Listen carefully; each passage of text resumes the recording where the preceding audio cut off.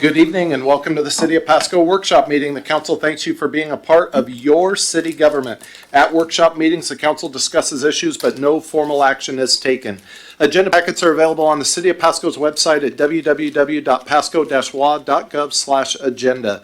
This meeting is also being televised live on PSC-TV channel 191 on Spectrum, Cable, and Pasco and Richland, and is streamed on the city's Facebook page, website, YouTube channel, and Microsoft Teams webinar. This and previous council meeting video is available on the city's website. Lastly, the public may submit their comments and or questions by contacting the city manager, city clerk, or by using the Ask Pasco app. Madam Clerk, if you'd call the roll, please. Councilmember Campos. Here.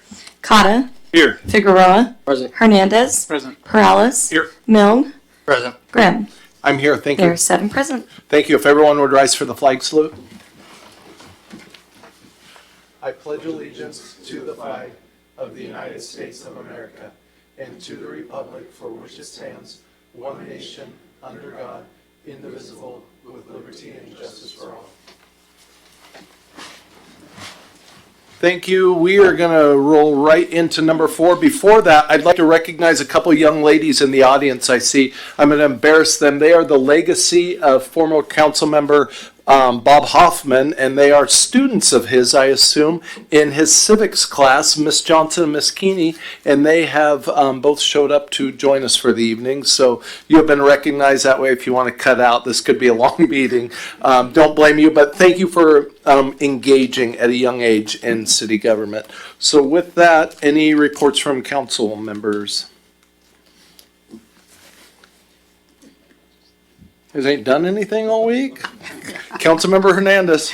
I went to the Brett's RP and Marine grand opening, read your proclamation letter, Mayor Grimm. Also, we attended your prayer meeting on Thursday of last week. What else did I do? I went to the farmers market. I saw you there, Councilman Perales. I think that was it. Yeah. No, that's good. Thank you, Councilmember Hernandez. Councilmember Perales. Thank you, Mayor. Yeah, I went to the last LRA meeting here. It was, it's been a slow turnout, I guess, in some of these, but there's been a lot of media attention. So that was great to hear from people, the individuals who came that I got to speak with, and so I attended that, and then also attended the first farmers market of the year this past Saturday, which was great. It was a great turnout. Bought some asparagus and some Rudy's pepper blends, steak rubs and stuff. Utilized those yesterday.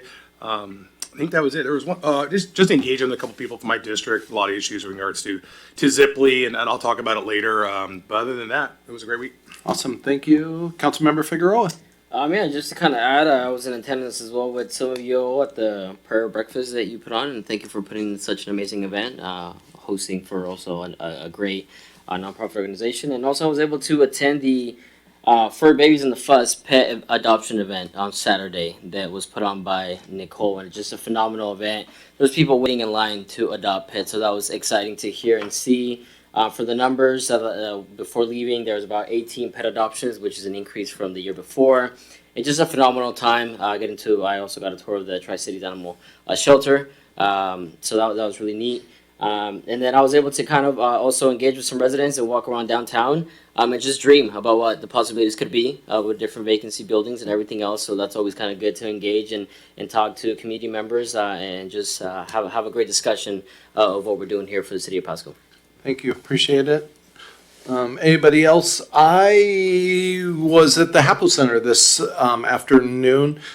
It was the Pasco Chamber's legislative wrap-up, and Senator Dozier, Representative Connors, Senator Torres, and Representative Mark Clicker were there giving kind of the wrap up from the legislative session. Just a couple notes that I took. Just of course really disappointed in the income tax that was passed, and then another one, the left tax, our law enforcement firefighters pension fund. The state also rated that, and they were also one of the things that did not come out of the 60-day supplemental session is they said, not one bill passed for for any business tax relief or for affordability just for citizens. And so they're really disappointed in that. Seeing so many businesses, Starbucks, they said Starbucks alone leaving just the city of Seattle, they said $750 million in lost revenue. Continued to talk about how the Climate Commitment Act is negatively affecting the city or the state, rising energy costs, which of course affects our city too. They talked about the Packaging Corporation of America right out here in Wallula Gap, shutting down part of their operations just because of some of the costs and the inability to buy credits through that. TransAlta mine in Chehalis, Washington, that provides important components of asphalt, also is having to shut down, and that's going to all be have to be shipped in. And they said just the Climate Commitment Act raises 50 cents per gallon to our gas prices. And though, we're all seeing an uptick in everything going on in the Middle East and the Strait of Hormuz, hopefully that's temporary and will go away. But they were really kind of struggling to find some wins out of what happened this legislative session as far as just affordability relief for citizens, keeping businesses here in Washington, and without just passing the high tax burden on to so many others. So a lot of work still needs to be done there. Let's move on to number 5. This is items for discussion with opportunity for public comment. The public may comment on each topic scheduled for discussion up to 2 minutes per person, with a total of 8 minutes per item. If opposing sides wish to speak, then both sides receive an equal amount of time to speak, or up to 4 minutes each side. We're starting with letter A, Benton Franklin Health District Food and Safety Nitrates. And for this, we're going to head over to the Deputy City Manager. Good evening, Ms. Sigdale. Thank you, Mr. Mayor and Evening Council. Today we have a presentation by Aaron Hockaday, Surveillance and Investigation Director, and Amanda Moe, Communications and Public Affairs Director with Benton Franklin Health District. And what we've seen, staff in both agencies, is continued roadside food vending activity in Pasco and in the region. And as council remembers, this group has presented to you in the past, and this is building upon that presentation and providing a public health update, including food safety concerns related to the unpermitted vendors, but also ongoing nitrate programs, program efforts in the region. So with that, I would like to welcome our speakers to the dais.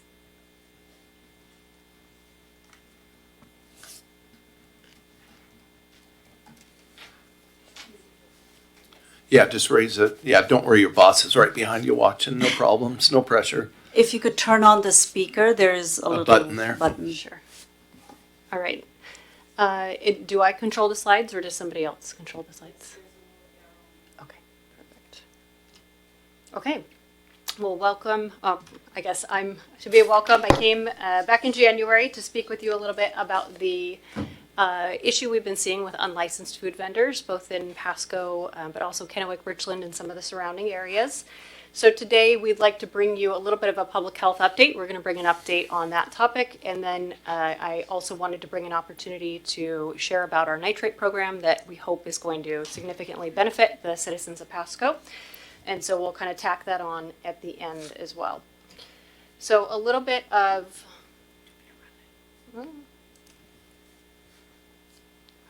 Hold, please hold. Technical. There we go. A little bit of an update on our food safety vendors. So 2026 update. Last we talked, I let you know that the organization that is suspected to be kind of running this ring or connected vendors through Washington that comes from California had mentioned that they were going to send about 50 more carts up to Washington come springtime. So we spent the winter kind of doing some planning, working with some local law enforcement, code enforcement, and some others to prepare. So far in 2026, we've seen one closure of an unpermitted vendor, taco vendor in Pasco, and we've seen 6 unpermitted fruit vendors. That's collectively in Pasco, Kennewick, and Richland. And we have 1 pending complaint right now. maybe 2, because I saw one in Richland last weekend. What we've been seeing a little bit more, last season we saw a few more of the pop-up kind of taco style vendors. We've started seeing a few more now of these fruit cart vendors, and these type of fruit carts have been around for a long time, and there is a way to do this in a manner that's permitted and above board. But we've seen a lot of unpermitted fruit carts this year. And with these fruit carts, we've kind of been hearing some of the same sentiment, I'd say, that we were hearing last year with the taco vendors, with owners not present, maybe owners living out of the area. You drop the workers off, the workers do the work, they collect the money at the end of the day. So we're not exactly sure if they're directly connected with the vendors that were running the taco booths, but it sounds like a very similar operation. So they may have kind of shifted their focus towards the fruit carts. And while fruit may not get a lot of attention, typically when we think about food illnesses and food poisoning, we think of things like meats and dairy, but fresh produce is actually a really major contributor to foodborne illness in our country. We've seen a lot of salmonella outbreaks, listeria outbreaks linked to things like mango, cucumber, melons. They can certainly be handled safely, but they need to be kept cold, they need to be washed. Vendors need to wash their hands, and what we're seeing on these booths is there's no water, there's no produce washing, there's no ability for any sort of sanitation on the carts.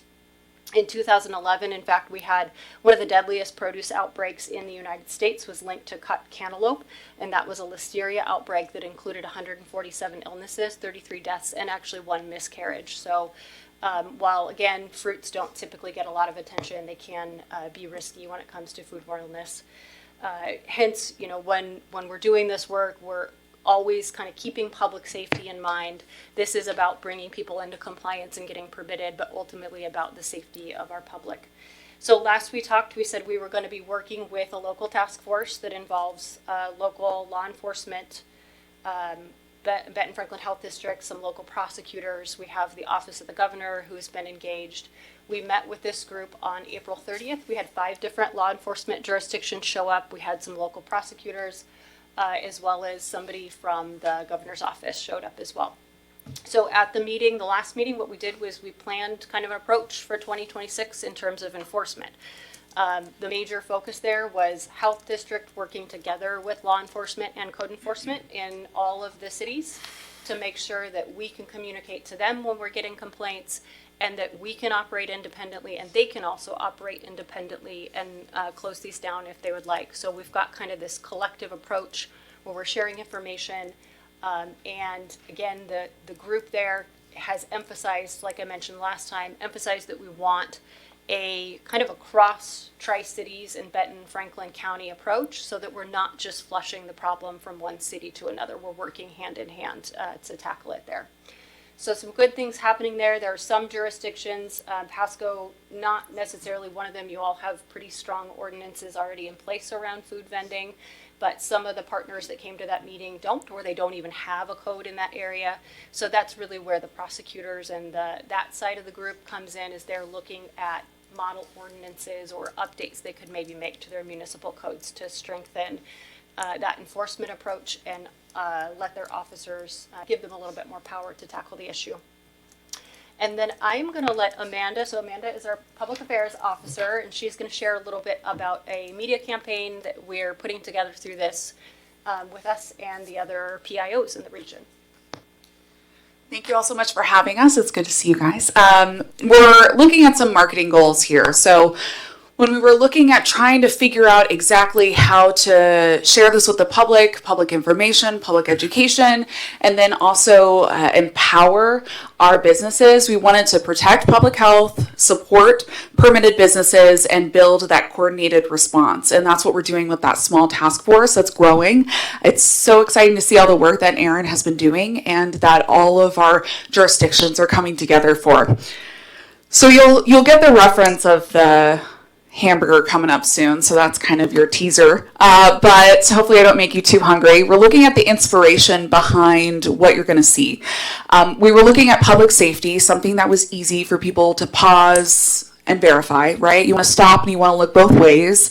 And we also really want to empower all of our food vendors and businesses. We want to make sure that when we originally thought of an idea, no code, no confidence, it kind of gave the negative connotation. We don't want that. We really want to bring in the mom and pops, really show all of that information. And also it's a spin-off of the Washington State Food Illness Notification System, known as FINS. So we took this and we made that. So hopefully you like it. It's look before you eat. Look before you bite, excuse me. Eat with confidence. I got too excited about it. Aaron's idea was for the lettuce and the tomato and the cheese, so we definitely added more to it since I think you last saw it, Mayor Grimm. But the goal is to have this as, hey, this is what food vendors have to have. So by code, they have to show their permit, and they also have to have a place where you can go and look at current inspections. So we wanted to have something fun with a cool color scheme, and then also have a color palette and have some materials that even the PIOs in all the cities and police departments and sheriff's offices can also take that and, you know, create their own. So we're having big conversations with all of our PIOs, and you'll see on the bottom right there's something new. It's our new logo. First time presenting it publicly here. We wanted to do the honors for the city of Pasco, so Benton Franklin Health District. So we're trying to be more modern, we're trying to be more approachable, and we're also bringing that food safety aspect. So all of the materials will be in English and Spanish. And then this is kind of what it looks like, one of our permits. I know Aaron can explain a little bit more. The temporary permits look a little bit different, but this is just an example of when you talk about that public education. And then we're hoping that you'll see these stickers by 4 by 6 on all of the food vendors. This is something that's going to be around for a long time. It's everlasting for the next, 5 years. We see this until we change it or until someone says, hey, I've got a better idea. But we really want to be very inviting, and we, again, both in Spanish and English, and then other languages if we need to as well. So the public's role is that chance to, if you don't see the QR code, ask your vendor. We're not saying, hey, if you don't see it right away, run. Don't eat those tacos or don't eat that hamburger. We're saying, hey, it's a good time to have that conversation and to start talking with people. And also, if it's a cash only and they won't show your license, ask why. And again, sitting in on the task force meeting has been really exciting to get more information on how Erin and her team and our team is doing such a great job. So I have to give some props. And I'll turn it over to her. Okay, thank you very much. So I'm going to switch gears a little bit, and then I'll pause and if there's any discussion. So switching gears, I'm going to talk a little bit about our nitrate program work. So this is a drinking water program that's also operated under my branch. Nitrate, as a quick background, nitrate is the most common contaminant in Washington State drinking water wells. And that's data from the Department of Health. Both parts of Benton and Franklin counties have been identified by the Washington State Department of Ecology as very high risk for nitrate, so very high nitrate priorities in the state. This is partially due to a combination of our soil types. We have very gravelly, sandy, permeable soils. Very shallow aquifers, a lot of factors that combine to make it so that we see higher nitrates in our groundwater naturally. Nitrate exposure is linked classically to methemoglobinemia, which is also known as blue baby syndrome. So it's more dangerous for infants and pregnant people, and that's where our drinking water program gets involved. So recently in 2024, BFHD got a grant. We received a grant to create a GIS map of our historic nitrate samples. So these are taken from private and Group B wells, as well as other types of wells. So this is not public drinking water sources. These are from private wells. We operate a water laboratory, and in this project we evaluated over 10,000 nitrate records from the last decade, and ended up mapping about 3,100 of those samples onto this map, which is now available on our website for the public to view. So the public can go on, they can search their neighborhood, they can see what the drinking water looks like if they're on a well there. Of the samples that we put on the map, we're missing a data slide, sorry. Of the samples that we put on the map, 718 of them, so about 23% of the samples that you see on the total map were over 10 milligrams, which is considered high nitrate. So about 23% of our samples were high. And an additional 2,316 wells were identified within 1 mile of a high nitrate sample. One of the reasons that I really wanted to bring this here today to Pasco was if you look at that main map, you can see where that kind of Pasco donut hole area is, and you can see that it's quite red. So it's one of our hotter spots in the Benton and Franklin County area. And in fact, this is where I grew up and my family still lives. So I'm very familiar with the well water there being high nitrates. So this is kind of that zoomed in area of that donut hole area in Pasco. So you can see some high nitrate samples there. So that is where we are excited to announce that we received another grant. So the Health District received another grant from the Department of Health to help private well owners to test and treat their water if they're on a well. So any residents now in Benton or Franklin County can have their well water tested for free at our water laboratory for nitrates.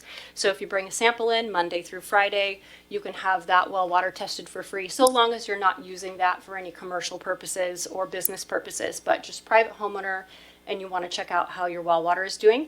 We also have these, you see on the slide, that unit that looks like a Keurig. It's actually a reverse osmosis unit, so countertop reverse osmosis units with 2 free filters. It's about a $400 value, and we can give those away for free for residents who are eligible. Eligibility depends on being moderate income or lower. So you can test your water for free, and if you can't afford treatment for your water yourself, then we can get you set up with a treatment unit for free. So we really want to make sure, just to spread the word, the public can check the map. The map's available. You can check where your well is. If it may be likely to be high nitrates, you can come in, get your well tested for free. We do recommend at home everybody reduce fertilizer use, do things that prevent additional nitrates in the groundwater, like maintaining your septic system and installing those treatment devices. So please, for citizens of Pasco, Benton, and Franklin counties to contact us and come get your water tested. And that, I believe, is all we have. So any questions, discussion? Thank you, Ms. Hockaday, Ms. Moe. Yeah, we'll just head straight out to Councilmember Perales. Oh, appreciate it. In regards to the nitrates in that donut hole, how can is there something that we can do to notify individuals in that donut hole in collaboration with the health district? Because it just seems like, I know it's the donut hole, they live in Pasco, but obviously they're not, getting water from us, but it just seems like, that those areas are in your district and then what have you, and Melanie's district and stuff. We're really red where I live. Yeah, and so I'm just kind of curious what we're doing to notify them. Yeah, this is one of our many stops we've made. We have a staff member who's dedicated to this program, and so she's been actually attending with Department of Ecology and Department of Health. We've been doing a lot of outreach events, school STEM nights, any outreach event where we can get on the agenda. We've been going and bringing our flyers. And advertisement through our office. Honestly, a lot of people bring their well samples already, and when they come in, we just say, hey, we can do this for free. But I would definitely be interested in, following up with you all to see if there's opportunities to spread the word more. We have a staff member who can come and speak at events or at gatherings, and would be, really grateful to spread the word any more that we can. Yeah, I mean, it wouldn't hurt. Maybe, I don't know what the budget would be just for like some lawn signs, put them up, for a couple months or whatever, and people are driving by, they can see the QR code and everything. Want to switch gears to the food vendors. I don't know. I feel like it's gotten better. I don't feel like I see as many. And I know one day Little Leo wanted tacos at one of those spots. And I go, I don't know. But we did get out, and they actually were permitted, and everything was good. So some of them are following through now. It seems like maybe they got tired of you guys, That's the goal. I mean, they got tired of getting hassled, but for rightly so. They don't get the permits and things like that. And they're not doing things correctly. Do you feel like it's gotten better? I mean, I know it seemed like the boogeyman was like, hey, a year later, they're going to send hundreds of taco trucks and stuff, but I really haven't really seen them too often. Yeah, anecdotally, I think we are feeling like it's slower than last year at this time of year. I'd like to think that it's partially due to the increased enforcement last year, because once we really started partnering with all the law enforcement around the area, I think that helped significantly. We are hearing from some of our partners around us, other counties, who are seeing an increase. And one of our goals this year is to we're working on some communication systems between law enforcement and the health department so we can track the data really, really closely. So we hope to be able to bring back actual metrics, right? To say, no, we know we're making an impact now. So yeah, I do feel like it's a little bit slower start than last year, but glad for that. Yeah, because I went back and looked at my notes and I'm like, this is about the time we were talking about it, and we just saw them. We saw those vendors everywhere, and I just feel like I haven't really seen them as much. Yeah. So those are my questions, and appreciate it. Yeah, Keep up the thank good you. work. Thank you. Councilmember Cotta. Yeah, thank you.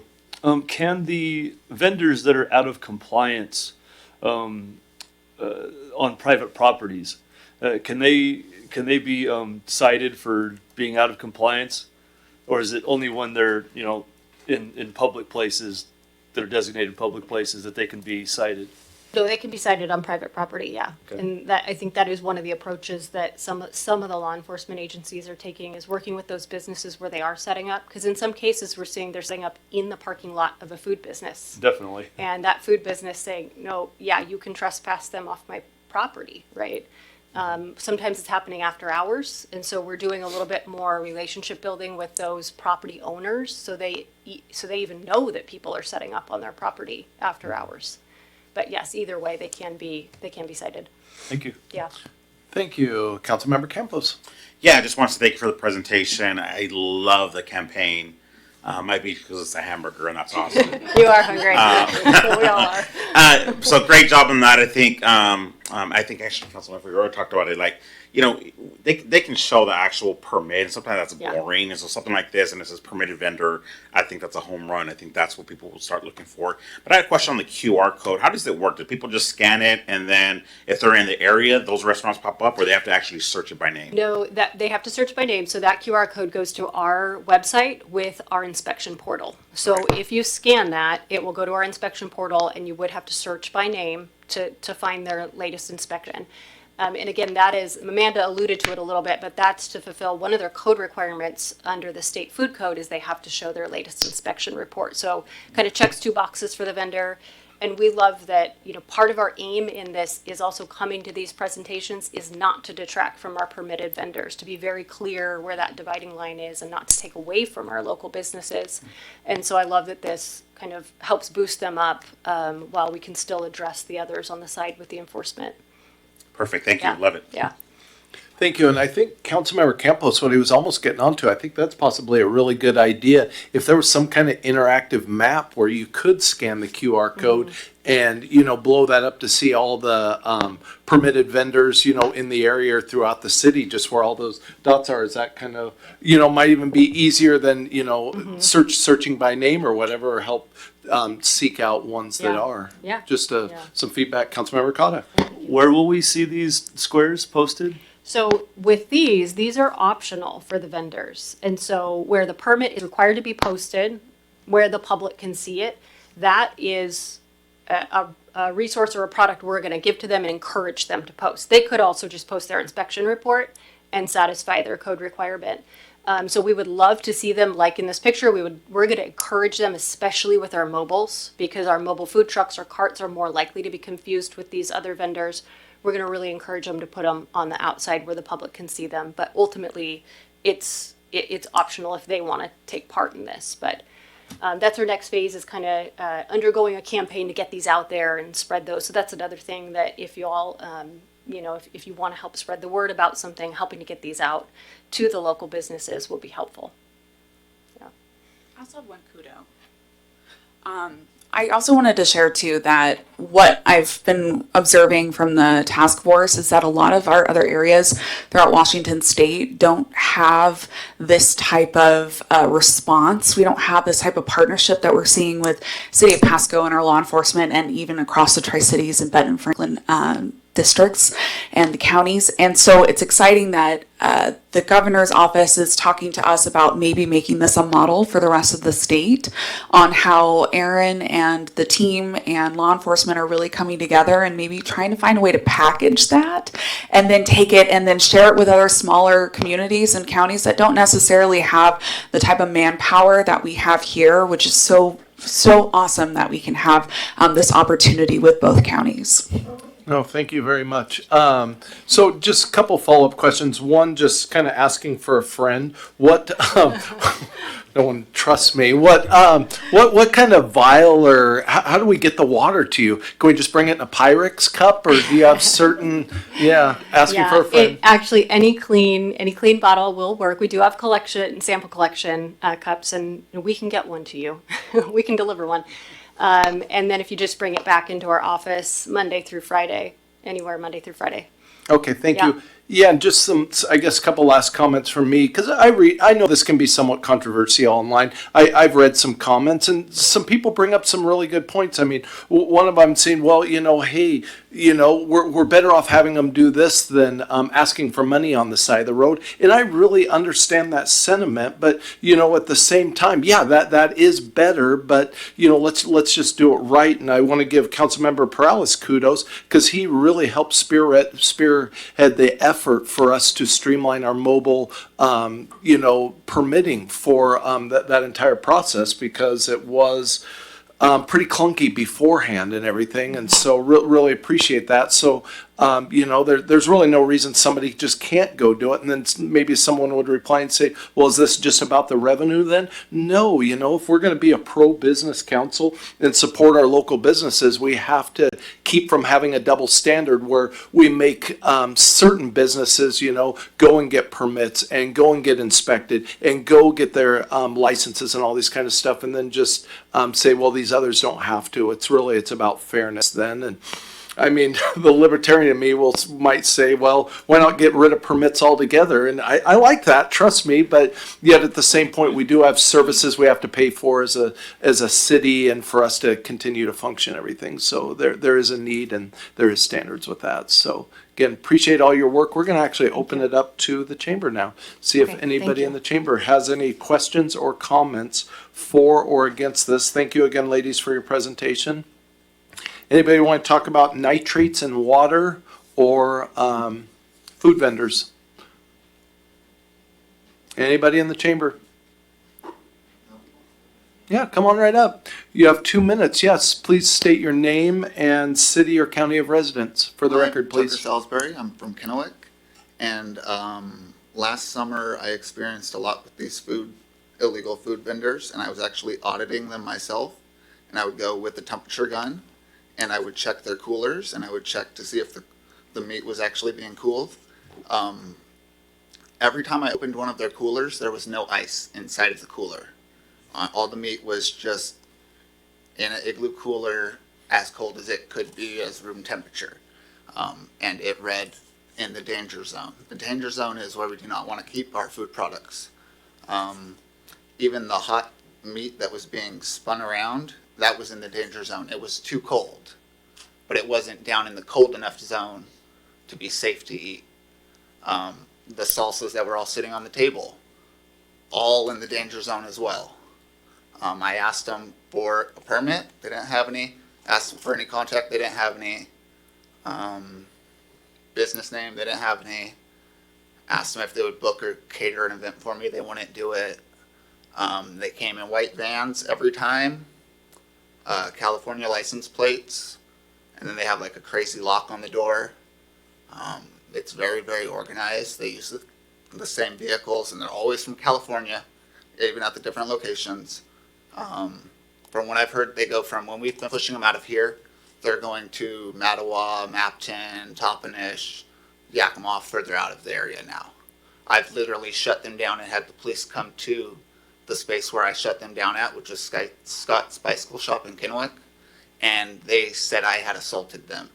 They were trying to get me on an assault charge when I was simply asking them for their credentials and informing the people who were trying to buy off them that these aren't legal vendors and that the food is in the danger zone, and I was showing it them with my temp gun. and I have that recorded if anybody would like to buy that footage off me. All right. Thank you for your comments. Appreciate it. Anybody else like to speak for or against this? No, our time's up. Thank you. Appreciate it. Anybody else want to speak on this issue? Mobile food vending or nitrates? Step right on up. Name and city or county of residence for the record, please. Hi there, my name is Jessica Woodard, live in Benton County out of Kennewick. I had wanted to ask, because kind of what Tucker had said, as the like, you guys aren't wanting to shuffle them from Kennewick to Richland and Pasco around, has anybody talked to Yakima about not shuffling back and forth that way too? Maybe trying to work jointly that way? Yeah, this really isn't, this is just a chance for comment, not really, yeah, kind of a back and forth, but this is your chance to address us and tell us whatever you want. Okay, a question that I'd have, obviously not an answer, but how can the public help you guys? How can other food vendors that are permitted help this? Because we're the one paying the bills, and as a very small food vendor trying to get a startup, the cost of it with the Benton Franklin Health District is enormous for small people. So if I'm gonna go out on the limb to get all of that, everybody else should too. The other thing, they're talking about how to spread the word on the nitrates or on the bite, social media. The food truck vendors, a lot of them, we're all on social media. Tri-City has their own groups for the food truck vendors. I personally took a picture and I want to put this out because when we in the groups, when we ask vendors like, hey, we see your posting, can we see your can we see your credentials? Everybody gets inflamed. You shouldn't have to ask for that. That's rude. That's not right. Why is that not right? So if I plan on sharing this in the groups, and that I think would be the fastest, easiest way to get for the nitrates, hit the Pasco groups, the neighborhood groups, the next doors, that's going to be the best thing for your nitrates and for this. So that was my comment. Yep, no, thank you very much for your comments. We have time for 2 more comments, but need to ask first if anybody has anything, I guess it would be more in the affirmative on this, just the way the council rules are set up. It's kind of supposed to be 2 for and 2 against, and 2 positive, 2 negative, depending on the.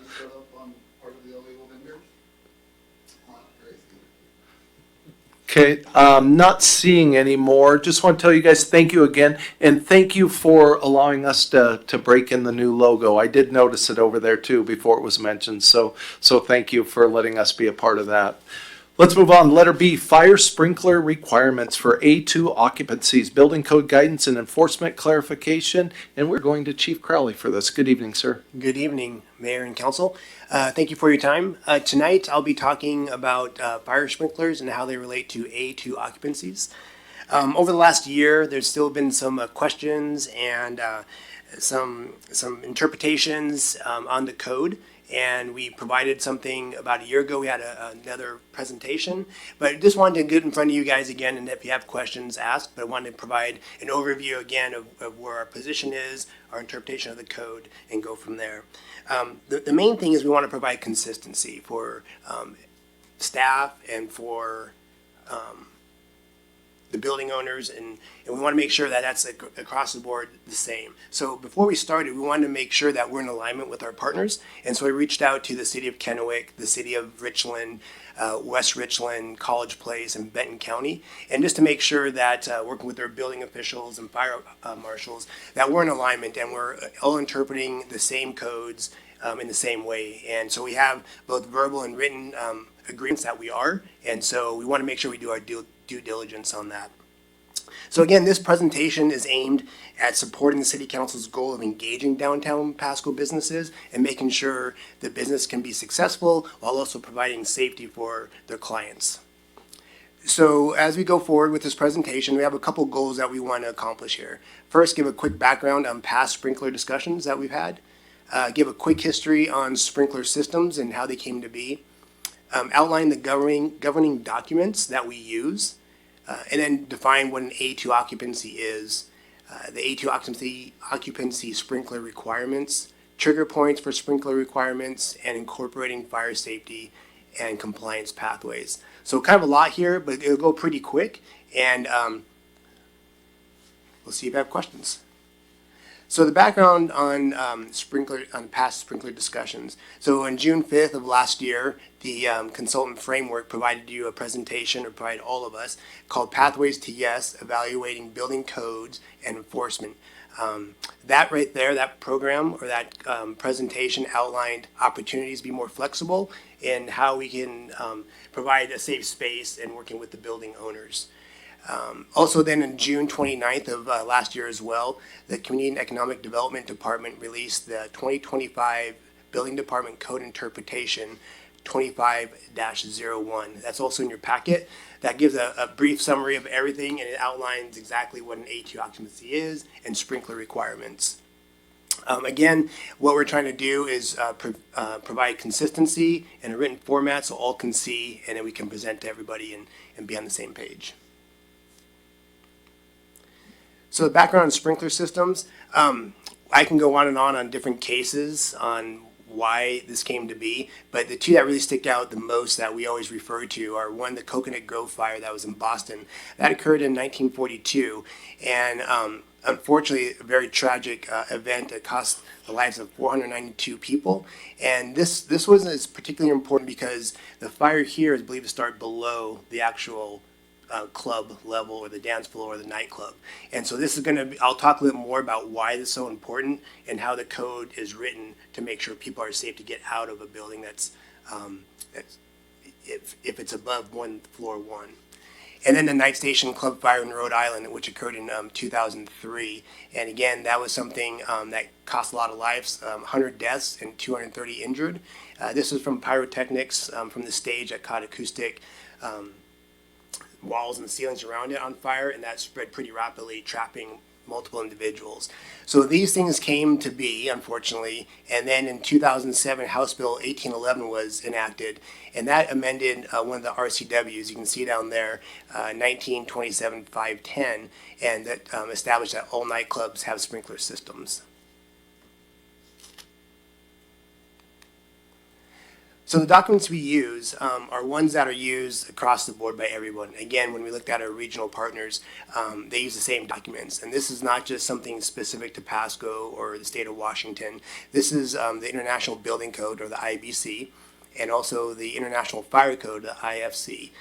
Again, these are international codes that we use. And so, again, creating that consistency across the board. So there's no one agency will do this, one city will do that, make stricter requirements. We try to be on the same playing field for everybody. And then we also use the RCW, or the Revised Code of Washington. Those are the three main documents that we use to guide us in our decisions. And then, of course, NFPA, the National Fire Protection Association, that article there just outlines the installation of sprinklers. So A2 occupancies.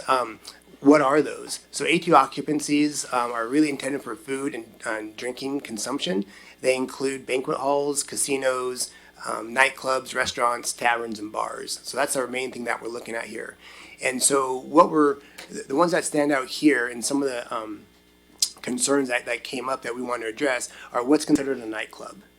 You have a restaurant, or you have an establishment, but then they want to add some entertainment to that. And so what was that? How is that defined? So nightclubs are defined when you have 350 square feet or more of space, primarily used for standing, dancing, or viewing of a performance. You have the 350 square feet does not apply to areas that contain tables or chairs. Again, it's just really looking at condensed areas of people standing and viewing. And then the 350 square feet does apply if a business removes furniture from a space and uses it for concentrated standing or viewing areas.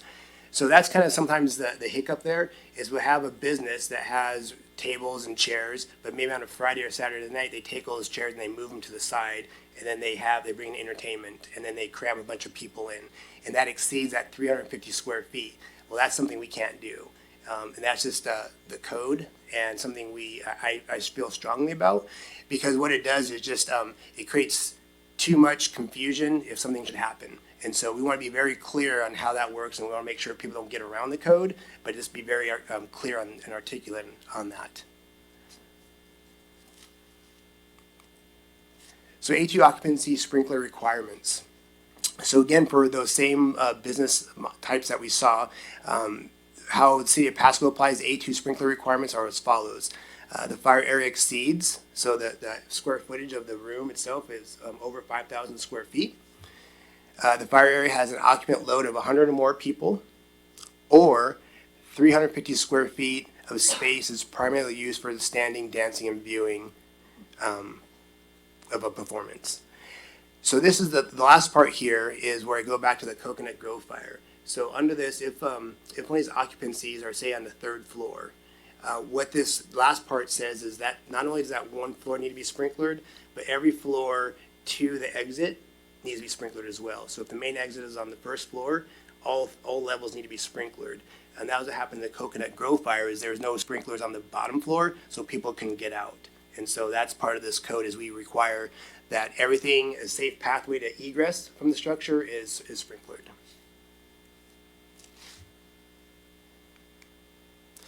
So the trigger points for sprinkler requirements, when there is a change in occupancy, so if someone purchases a piece of property and then they change the occupancy, so maybe that piece of property did not require sprinklers, but then they purchase it and then make it into a bar or tavern, then that would trigger sprinklers.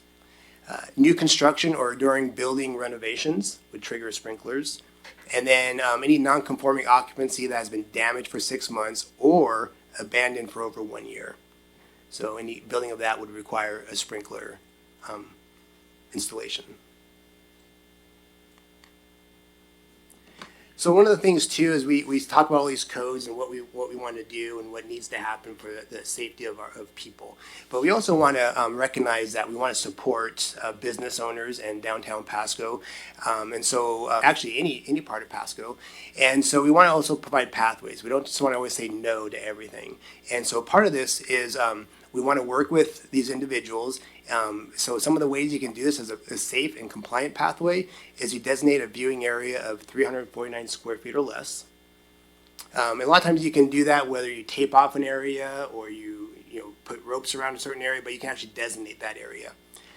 You can get a special event permit, such as implementing a fire watch. And so what a fire watch is actually designating somebody to their primary job is to look for fire. So they might be walking around looking for any signs of smoke or looking for any kind of trouble. That's their primary function. So they can have someone like that, and so if something happens, they can alert people. One of the things we don't want to see, though, is if, say, you're at a bar and there's a bartender, and then you say, hey, by the way, can you be the fire watch? You can't do that because you're not actually paying attention to being a fire watch. So that's a good option, too, is establishing a fire watch. We limit the fire area or occupant load using fire walls or fire barriers. So we talked about that 5,000 square feet, but there's this kind of ties into the second one and the use of a fire protection engineer. We can create ways to maybe section off the areas. So when we section off areas, what we do is we kind of corral the fire if there is one or smoke. And so it doesn't spread everywhere. It's kind of contained to one area. And so that's something too. And with that, the city of Pasco has created a grant opportunity program that helps with the consultation of a fire protection engineer. And that's something that Director Matson's team can help out with as well. So with that, there's a lot of information. We tried to really just get the specifics out there, and really want to open up if you have questions, concerns, and answer anything you have. Thank you for the presentation, Chief Crowley. Anybody? Councilmember Cotta. How long has the grant program been around, and has anybody been using it? Yeah, I believe we established it this year with the CDBG program, and so far we've had one person take advantage of it. I know that our inspection services manager, Troy Hendren, has spread the word, and I have too. Whenever I get calls about people about sprinklers, try and let them know, hey, there's a grant program. It's not a lot of money, but it's enough to help supplement a fire engineer. So we have definitely spread the word, and we're happy to share that one business is utilizing it. So if you can help us spread the word or hear from people, let us know, and they can contact me or Troy directly. Thank you, Councilmember Prowse. Thank you, Mayor. How much funds is left in that grant program? Did it start with $12,000 in it? Okay, and so 2,000 is being used? Is that what you just said? Wow, I can read your sign language. So we have 10,000, same wavelength. $10,000 is left. So if it does get utilized, quickly, maybe we'll look at different options or opening up the program if we can through CDBG. So. Thank you. Yeah, no, the presentation was great. That was one of the more just kind of to the point, and you laid it out really nicely. So I go out and badger building officials from other cities from time to time, and I ask them questions, and I'm like, I walked into this bar and it's more than 5,000 square feet. I don't see any sprinklers here. And then I saw on Facebook, I know I need to get off Facebook, but I saw on Facebook that you guys were having karaoke, and so I didn't understand how you don't have to have sprinklers. So what I'm getting at is that there is cities that you have talked about that have grandfathered a lot of these buildings in because it's going to cost a lot of money to retrofit them. And so that's probably my biggest question is that we have a lot of buildings here in downtown Pasco that it's going to cost hundreds of thousands of dollars to update. And really a lot of the times when I talk to these building owners, it's like, if I could just put some revenue away, let me have karaoke night and things like that, we will get sprinklers, but they don't have the money to do it. I mean, I've helped out Maria with the building that was eventually became Buckets. I mean, I think I got quoted like $300,000, and they didn't have the money to do it. So, is there a way that we can look into why Seattle was able to grandfather a lot of these old buildings? I know the consultant said that they don't really have to follow code. Well, maybe that's something that we need to look into. Why is it that Seattle can make up other rules that really don't conform to the International Fire Code and the state building code? Because I've done a little bit of research online and looked at different places, and it just seems like we've gone to a great point. I love the pathways that we've created, and I feel like those are workable. But there are just some of these buildings they're just never going to be able to retrofit, and so why can't we look into that? And so to me, that's my biggest question. And like I said, and I don't want to get in trouble. I don't want to get the bill of BOs over there from other cities, but I mean, some of them pretty much told me that, Leo, if I enforce the code the way it is, we wouldn't have a downtown core. Right. And so I'm just going to put that out there today. Sure. I've had those discussions, and so I think we need to kind of find a happy medium or work towards kind of what Seattle's doing. Right. So, and we have a fire marshal here who can speak more to that. But one of the things from my position too is that, of course, we can talk to a lot of different cities, and there's going to be a lot of old buildings that they're trying to retrofit, and there's just going to be some that just slide through the cracks, or just, hey, we have so many, we can't get them all done. The goal is to get them all done. And for me, as a fire chief, I look at, trust me, I get it. Businesses we want to see thrive, but I can't get behind letting things slide, for a dollar when I know it's going to potentially put people's lives in jeopardy. And so I feel strongly about that. We can talk more. I can definitely do more research for you and get that and see where they're coming from with Seattle. But that's just our position. And so that's why we felt those alternatives that we brought up are good alternatives, because we feel that's a healthy compromise that allows a business to still succeed, but also provide the safety for for the people. But yeah, sir, I can definitely look into that. Mr. Hendren, Chief, I didn't mean to jump in here, but I didn't want to miss a good opportunity. So, Mr. Perales, you brought up a really good issue there. So the nice thing about this grant to help pay for that fire protection engineer, sprinklers are not always the answer. I mean, it's the ultimate answer. I love sprinklers. Chief Crowley loves sprinklers, right? You are guaranteeing almost everybody, 99% chance everybody's going to make it out there alive. And then a lot of the building is going to be standing too. What a great, product that sprinklers bring to us. But with that fire protection engineer, there's other ways to do it. And we've actually done that in Pasco, where, you might have to break the building down a little bit, right? Kind of shrink it a little bit, put some firewalls in here. Maybe it's a fire separation. Maybe it's just doors. Maybe you already have a block wall separating you from your neighbor or you from the kitchen area. Like I said, we've done that with a couple of these other buildings, and it's worked out really good. And they've been able to have the karaoke or the, I don't want to say nightclub, but more of a dance area. So there is other options. There is other ways around the fire code and around installing fire sprinklers. So, no, and I appreciate that. Like, 'cause, this has been an issue that, it's been going on for decades. And so, I just feel like I love the culture we're creating and finding a pathway to yes. And so that's all it is. And so I just find it unfortunate that a couple businesses have had to close and move out. Like Hobbies, they shut down, they sold their building to the Tri-City Community Health. And I feel like that could have been a business we could have saved. But again, I'm a code guy. You know that. I mean, you see my reports from my professional life. You know, I implement these codes on a daily basis. So I'm not going to fight against the code or nothing. But I just think one last ditch effort, talking with the state building code, talking with representatives about why does Seattle get to do something different. And that's what the consultant said that one day, in which it really perked my interest. He goes, well, they just do their own thing. But we know there's a lot of things Seattle does their own thing with. But I just think we really need to look into that. But I will make this clear. I support you guys in your life safety approach. It's something I do every single day. So I won't ever want to skirt that. But I think if there's a way to help some of these building owners to generate some revenue so they can do that. I mean, they want to do that. So I'll leave it And at there's that. ways around that, right? Yeah, of course. Right. And we try very hard to be proactive, meeting with these business owners before they purchase the property. Especially if they come to me, it's like, well, here's your options. Here's what's going to happen. Here's what you can do to kind of navigate around that. So we try really hard to be proactive rather than reactive. And that is, when I receive the complaints at midnight on a Friday night and I have to go out because of overcrowding. Obviously, that's the last thing I want to do is go to your business or your business and have you vacate, 120 people. Right? Nobody wins in that situation. I'll leave with this. We talked about a QR code earlier. Maybe we need to start a campaign where, hey, before you buy this building or lease this building, come talk to the city real quick.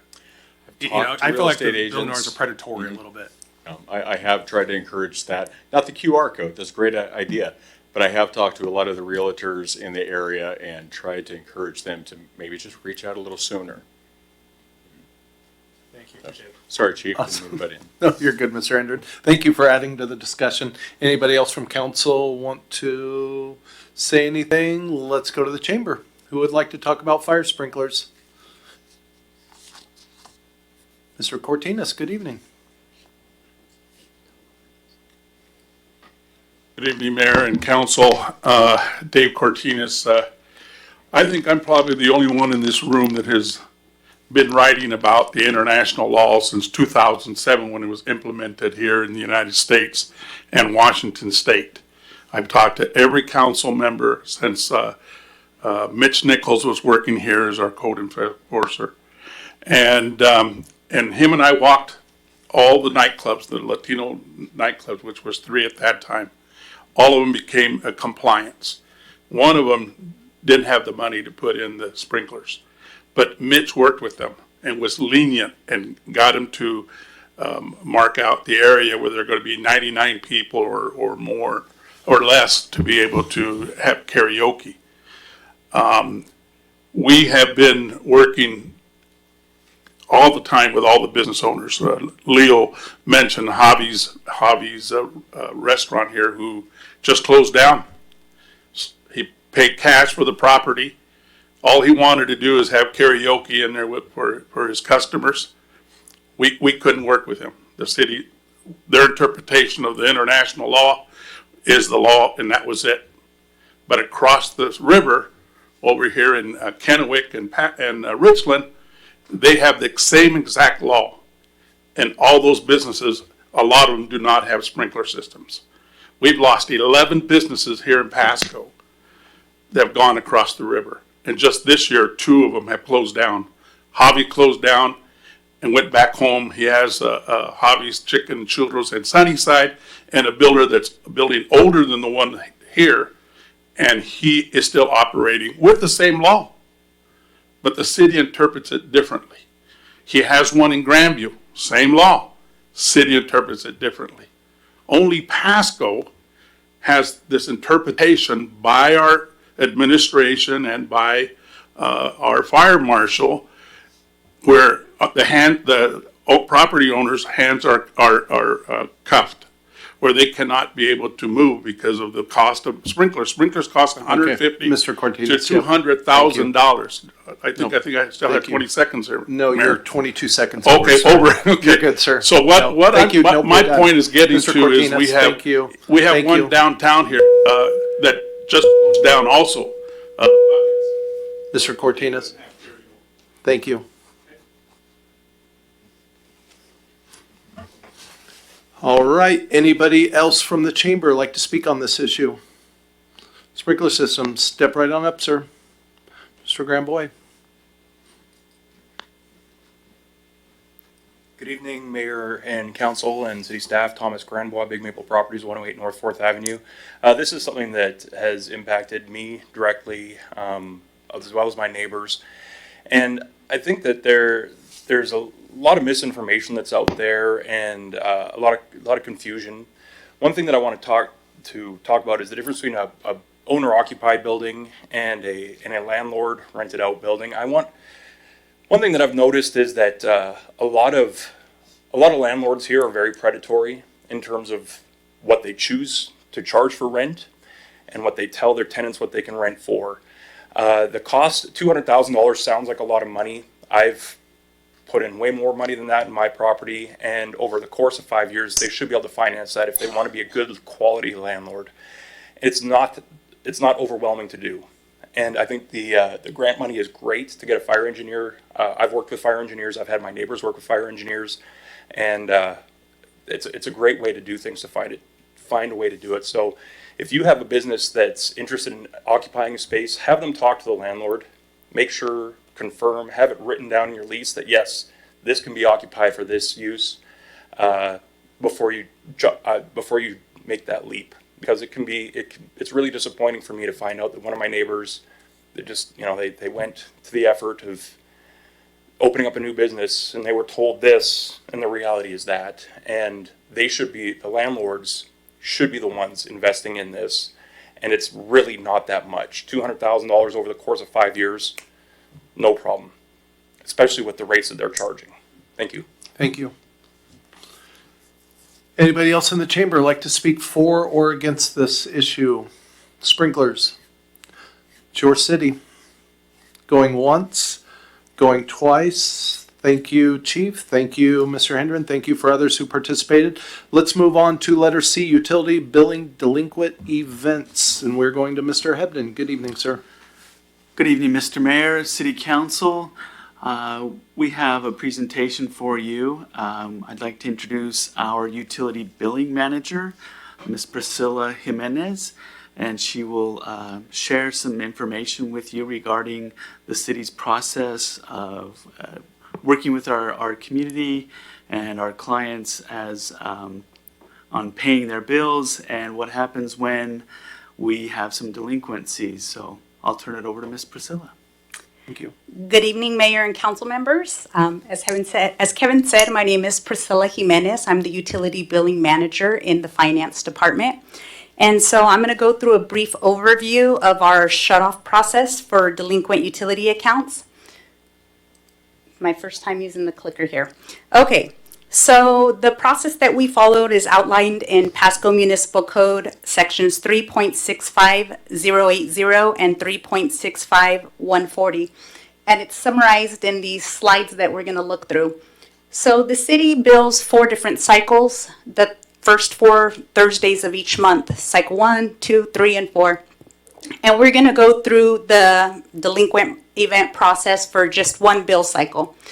So we're looking at bill cycle 1 on March of this year. The bill came out on March 5th.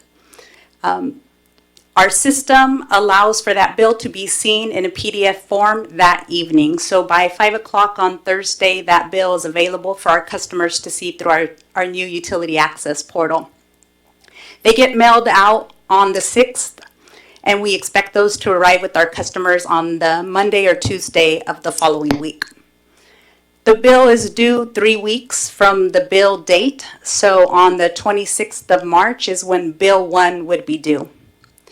There's a grace period, and our customers are allowed to make that payment without any kind of delinquent fee until the 30th of March, Monday. And if the bill's not paid by the 30th, then there is a $10 late penalty that's assessed on Tuesday. So then we get into the month of April, and bill number 2 for cycle 1 comes out on that first Thursday of April. If the customer's bill 1 is still unpaid, then they'll get a past due notice on their bill. It says urgent message in red, and it's got a red box around it, and it lets them know what the due date is for the delinquent amount to avoid the possible disconnection of service. So bill 2 is available on April 2nd. It goes out in the mail on April 3rd and arrives around that Monday or Tuesday, so that kind of follows the same course. Blue is for bill 2 and red is for bill 1. So you can see that even though bill 2 has gone out, there's still some events that will take place for bill 1. So the total length of the cycle from where bill 1 goes out to the disconnection of service is about 48 days or about 7 weeks. So on April 14th, that's about a week before service disconnection, any commercial building or any multifamily building will receive a yellow door tag. That is per RCW, and it's a protection for the tenants. It lets the tenants know that there's a potential for disconnection of service, and so that they can reach out to their property management or their landlord or whoever it is to kind of find out what's going on to avoid that disconnection of service. On the week before shutoff, on Thursday, the 16th of April, we'd send out automated calls to our customers to let them know. It's a short message. It just says your account is past due. Please contact the city of Pasco to find out what's going on. It's in English and in Spanish. It is the responsibility of the account owner to keep a current phone number on file with us. We do send it to multiple phone numbers if they have those all listed with the primary account holder. And our Pasco Municipal Code does indicate that phone calls are the primary method of notification on delinquent accounts or any other types of notifications. So staff is really good about checking in with customers that are calling over the phone. They're making payments at the counter to verify if the phone number that we have on file is the current one. So other than that $10 late fee, there's no additional fees. Let me correct that. There is a $15 field service fee on that commercial multifamily tag from the 14th.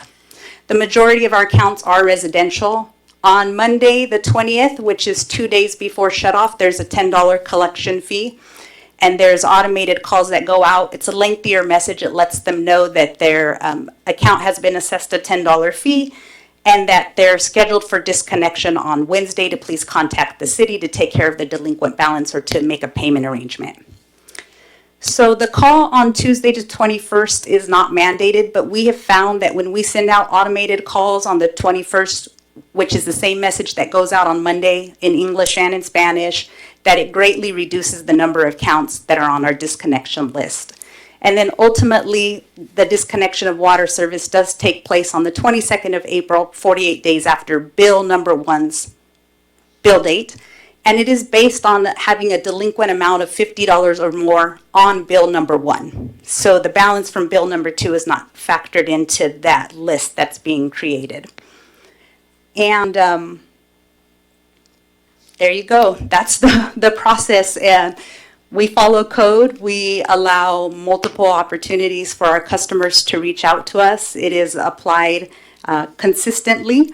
Like I said, 4 bill cycles a month, and it repeats itself. If the past due balance on bill 1 is paid, bill 2 continues. As you can see, bill 2 is due the day after disconnection of services. Oftentimes, when they're paying to get reconnected, bill 2 is still due. So unfortunately, some of our customers do find themselves in that situation again, but we try to work with customers to get them out of that loop. So if there's any questions, I'm happy to answer them for you. I think we reviewed this information. $50 or more is the threshold on bill number 1 for the delinquent shutoff, and it's about 48 days from the bill date to bill number 1. Thank you, Ms. Mendez. Appreciate it. Questions from council? I guess I just have one. Now that we went through the whole utility billing cycle upgrade and everything, because I think those are all, everybody's had their bill now and everything. I mean, are you seeing still an escalation of the necessity of cutoffs, or are we? It's finally returning back to what our normal levels are. So most of our bill cycles, 1 through 3, are about the same amount. 4 is a little bit heavier That's kind of the Broadmoor Road 100 area, and there's been a lot of growth there, and we've tried to keep it in that cycle. And now, after allowing the no shutoffs during the conversion, having high shutoffs for a couple of months, we're just now returning to the levels that we typically see. So it can be anywhere from about 60 accounts to about 120 accounts for cycle 4. And so basically just every month, 60 to 120, is that? Oh, that's a week. Roughly? Oh, So every week. 60 for making cycle sure. 1, Thank yeah, you. maybe Okay. 75 for cycle 2, same for cycle 3, and a little bit heavier for cycle 4. So each week, every month, whenever there's a fifth Thursday and we don't have a bill cycle 5, we get a reprieve from shutoffs 48 days down the road. So on average, just out of curiosity, how many a month are we talking? Just roughly? Probably about 400 to 500. Okay. Which is a small percentage. We have almost 24,000 active meters right now. Okay. Perfect. Thank you. Questions, comments? All right, Ms. Jimenez, I believe you're off the hook. We're You gonna made go it to too the- easy. Thank you. Thank you. Going to go to the chamber. Anybody like to speak on utility billing shutoffs? Going once, going twice, not seeing anybody coming forward. We will move on. This is Code Enforcement Activity Summary, Complaint Trends, and Policy Direction. Going to Ms. Mattson, the very yes, pregnant Ms. Mattson. Good evening. And you can stand here if you want, Troy. I'll get this wireless microphone. You got me twice tonight.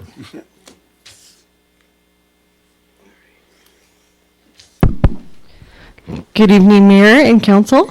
Tonight, we have a presentation for you related to code enforcement priorities. This was at request of the council, so we are going to cover our current staffing levels and the different caseloads, and we've chosen to give you a snapshot of the last 12 months. And there was a question, I think the mayor sent us earlier today about staffing levels, and we did look into that. So it does look like in 2024, we did have 2 additional code enforcement positions that were frozen after they became vacant. So we did have 4 full-time code enforcement officers. We currently have 2.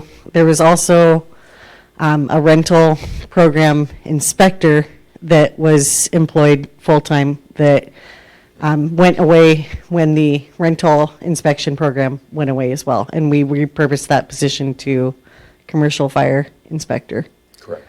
So we currently have 2 full-time code enforcement officers, and our inspection services manager, Troy Hindren, will go through the details of that, and then both of us are here and happy to answer questions at the end. Thank you. Well, hello again. All right, so let's get started here. And right off the bat, I didn't get their permission to have this great picture of them, so I'll probably hear about it tomorrow. I've got 2 code officers right now. I've got Javier Mendoza and I've got Ernesto Gomez. Ernesto has been with me for about 9 years. Javier's been about 1.5 years, but he brings a lot of knowledge from another jurisdiction that he worked in. So as you can see, we've got past and present caseloads. I went back to 2022.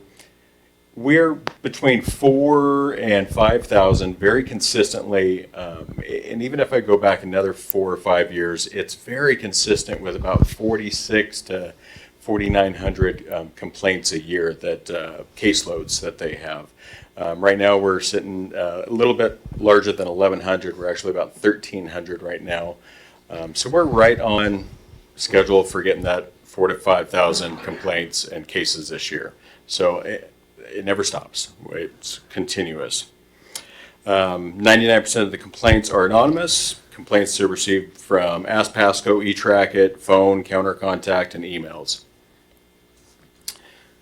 Next here, this is our current priorities right now is fire and life safety, emergency issues, structure fires such as that, unpermitted construction, traffic visibility, large bushes at the corner of the streets, blocking stop signs, items like that. Number 2 priority is council requests.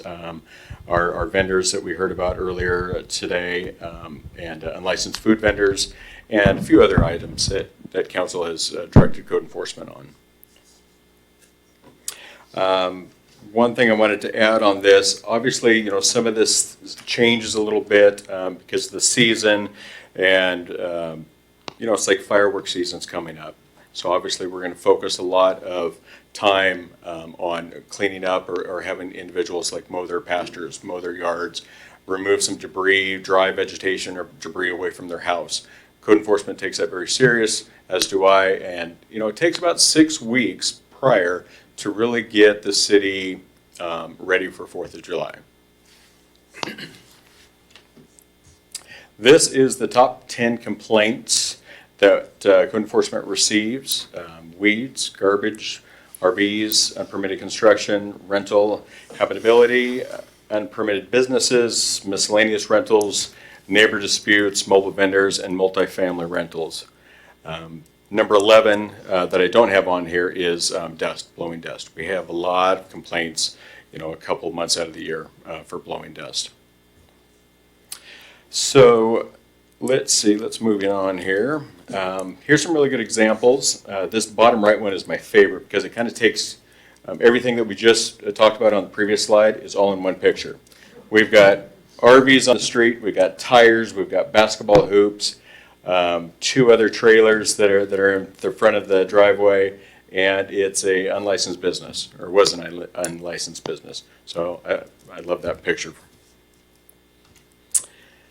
Let's see, public requests that we hear from everybody, or from quite a number of people, is the rental habitability, since we, and that's understandable because we have the rental program for almost 30 years, right? So we receive about 150 complaints about rental issues, and we've received that in about 8 months. We've received that. Airbnbs, a lot of people are wanting more attention put on Airbnbs, regulations, some sort of enforcement, whether it be for noise or cleanliness, items like that. And then the same with the fences. We are receiving a number of complaints about fences, whether it's location or height or even materials being used. So I did go through this pretty quick. We just kind of wanted to give you an update, and I know you have a full agenda tonight, but I'm open to questions. Thank you, Mr. Hendren. Councilmember Perales. Thank you. I think one question, I kind of prompted this presentation. One question I asked was, are we above the backlog?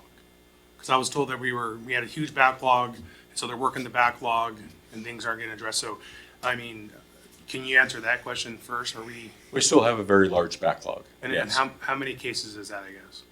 What is that backlog? I can give you a better number tomorrow, but if I had to take a guess, I would say 800. Okay. So, and I'm looking at some of these numbers. So in 2025, between April of last year to this year, we only processed 301 cases, which is about 25 cases a month. But we have a total of 4,500 type of caseload or complaints. Mm-hmm. So based on that number, what is the number, how does that create a case, I guess? So out of those 4,500, how many cases come out of that? Only 300 or obviously more than that? It's larger than that. It's closer to 1,000. 1,000, okay. Mm-hmm. So I guess with that said, then we're probably, yeah, you can say like 800 case backlog. So what are we doing to get out of that 800 case? I think the thing I presented was just forget about them and just start fresh. That was, I don't know if you got told that, because it seems like if we're probably not going to get out of that 800, because if you only process 301 cases a year, it's just going to continue on and on, right? Correct. So, like, I guess from your perspective, would it just be prudent just to say, unless it's, I guess, life safety cases, but the rest, just don't even bother with them and just start fresh and tell people, make your complaints, and then we can just start going? It's definitely an option for council to make a decision on. There will be a repercussion on that. If I made a complaint about something that I feel very strongly about, and even though I'm being talked to by code enforcement saying, look, we're trying to do it, we're trying to get to it as soon as we can, and then to hear that it's just been dropped off, I can see a lot of individuals being upset about that. I guess, so then what is the plan to get out of that 800 case backlog? Do we just need to hire more people, obviously? Well, I've been trying to be very creative because we do have limited staff. So being creative is working with HR on individuals that might be on light duty in another department. So I use them to drive around, take pictures of the complaints, at least validate them or not. Because a lot of these complaints, say if it's tall weeds and we're entering into the winter, or maybe they just were slow for a month, or they got injured and they just didn't mow their yard, that individual is going out there taking a picture, either validating it or not. So that has helped quite a bit. I mean, a perfect world, I would love to have 3 more code officers. But under the circumstance, I understand why I don't. To answer your question, I don't have a good answer. You know, one thing, I got a phone call from a resident, and it was very it was a great idea. Why don't we look into perhaps, because, I mean, obviously you need more funding for those positions. Why don't we roll in the code enforcement into the police department? Because they're amply funded, and we fund them, and we're hiring more people. Why don't we go that route? That's an option. There's a lot of jurisdictions that have done that. And there's pros and cons on both. Usually, I shouldn't even say usually, but most of the time, when code enforcement is under the police department, it's usually a lot less items that they're looking at. Where now, you know, just those 10 items, maybe only 2 or 3 of those would be a code enforcement on the police side. It's up to the council. Because you know, I looked at it as, you know, as life safety versus quality of life issues. I don't want us to get away from not enforcing the quality of life issues. I mean, you go down, you got the weeds, you got the garbages. I don't know about the basketball courts. I guess in the middle of the road, that's one thing. I mean, that's something. When I first moved to back to Pasco, I got a code, you know, thing about my basketball court. I'm like, what are you talking about? Let the kids play. But I completely understand where that was coming from.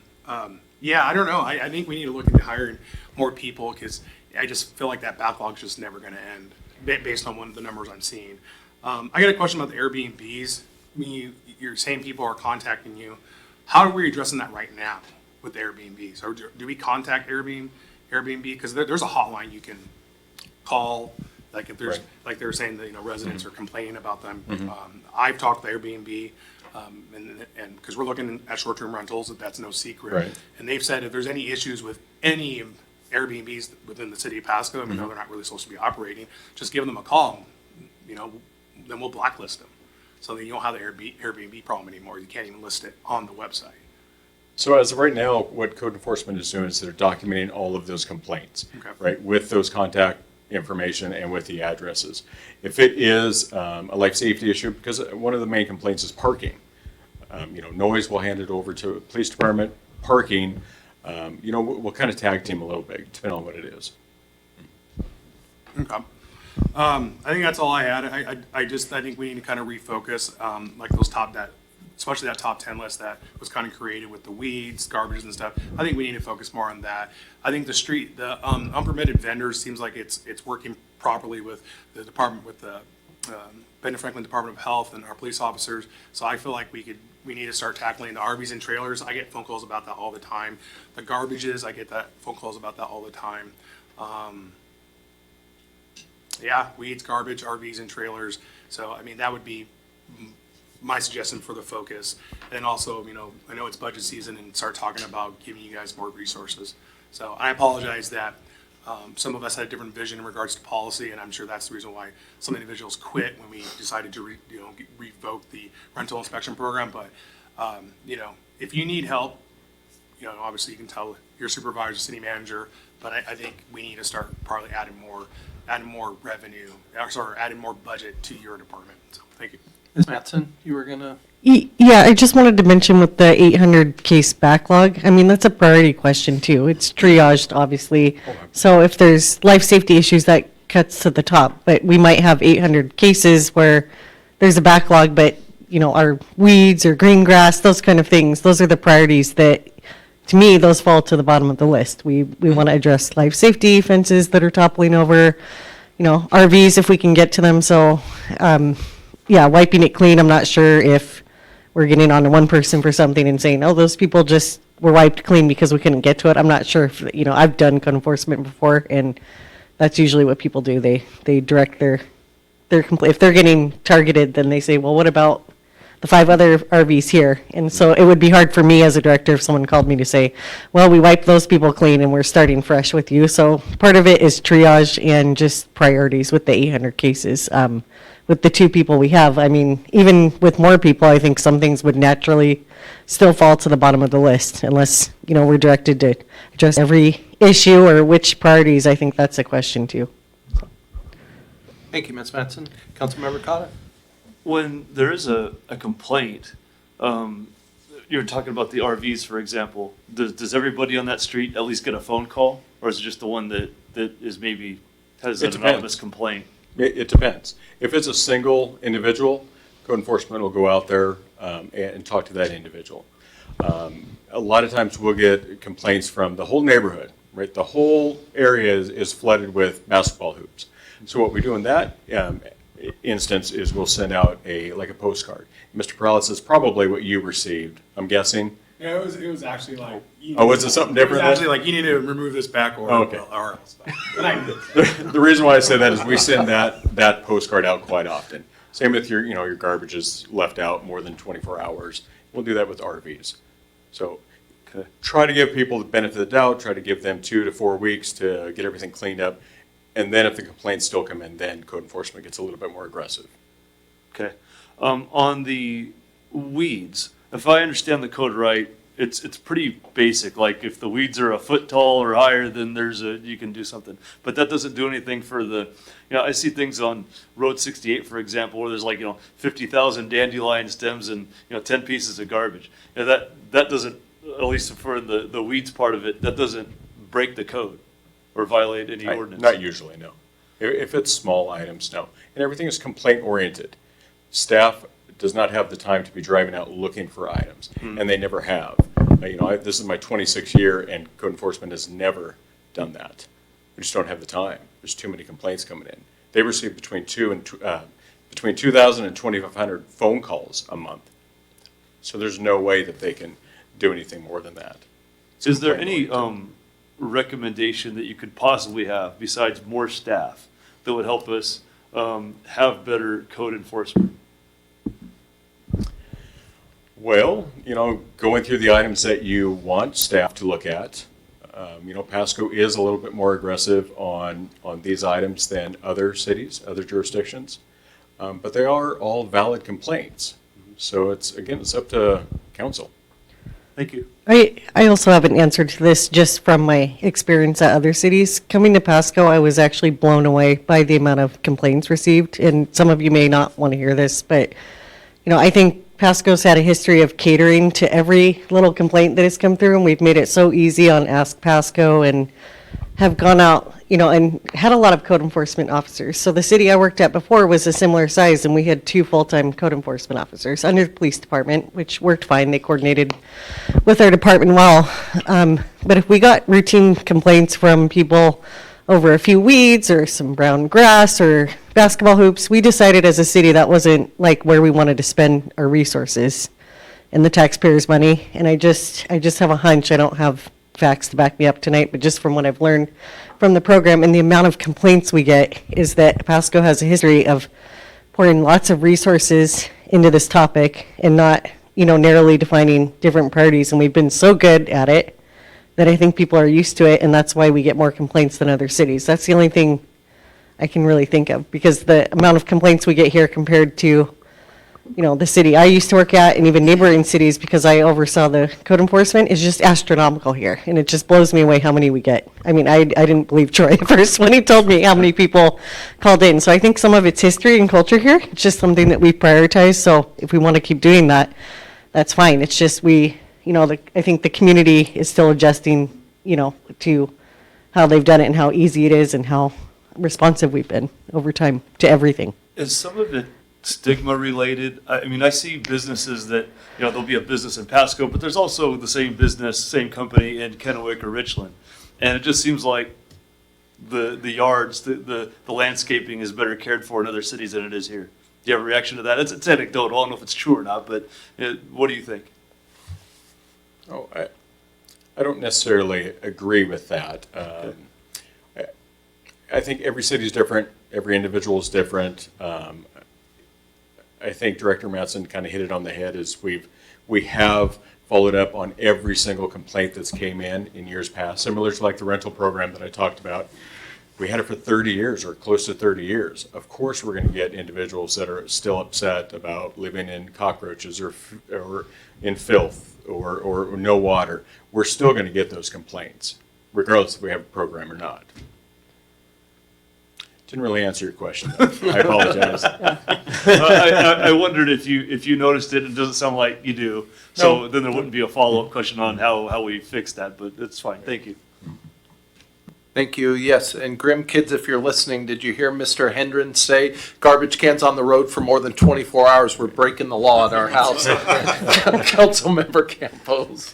Yeah, I just think, obviously the top 10 clips are there and you see what's on the top. I think quality of life is important to our residents here in our city. And so we definitely still need to be focusing on that, whether we see it as a priority or not.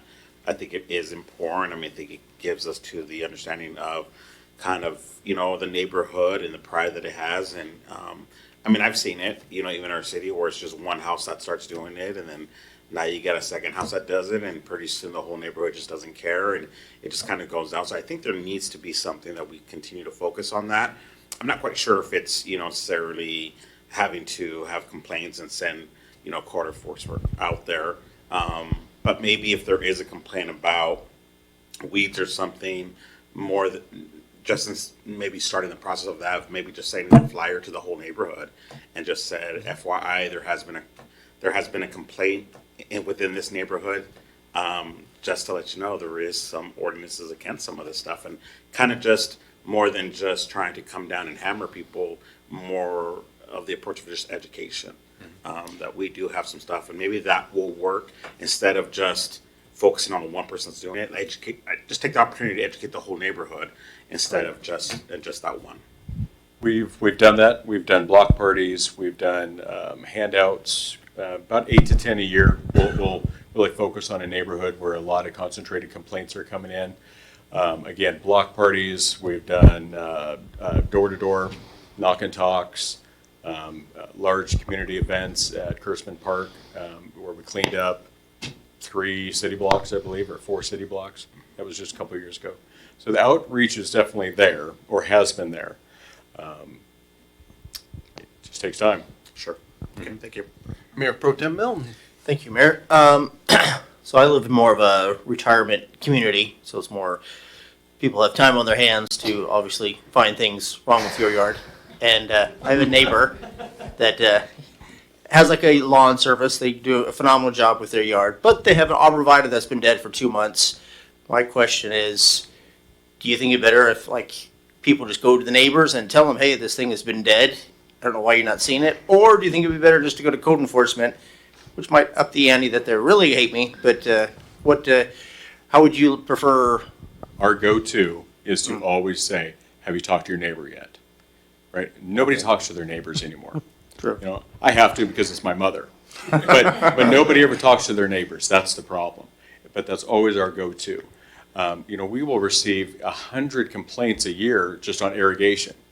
Your irrigation is flooding out my yard. Knock on the door. Walk across the street or next door and knock on the door. Nobody does that, unfortunately. So my suggestion, talk to the neighbor. If you don't get a reaction out of them in 2 to 4 weeks, then come and talk to code enforcement. And like I said earlier, now is the time because that is a fire risk, right? We've got 6 weeks before Chief Crowley doesn't get any sleep, right? So I try really hard for the 6 weeks to make sure that he sleeps. Okay, I'll try again. Okay, thanks. Thank you, and I appreciate you bringing up 4th of July a couple times because obviously that's coming down the pike really soon. America's 250, and you look at yards like that, and there's a reason that picture's still up there.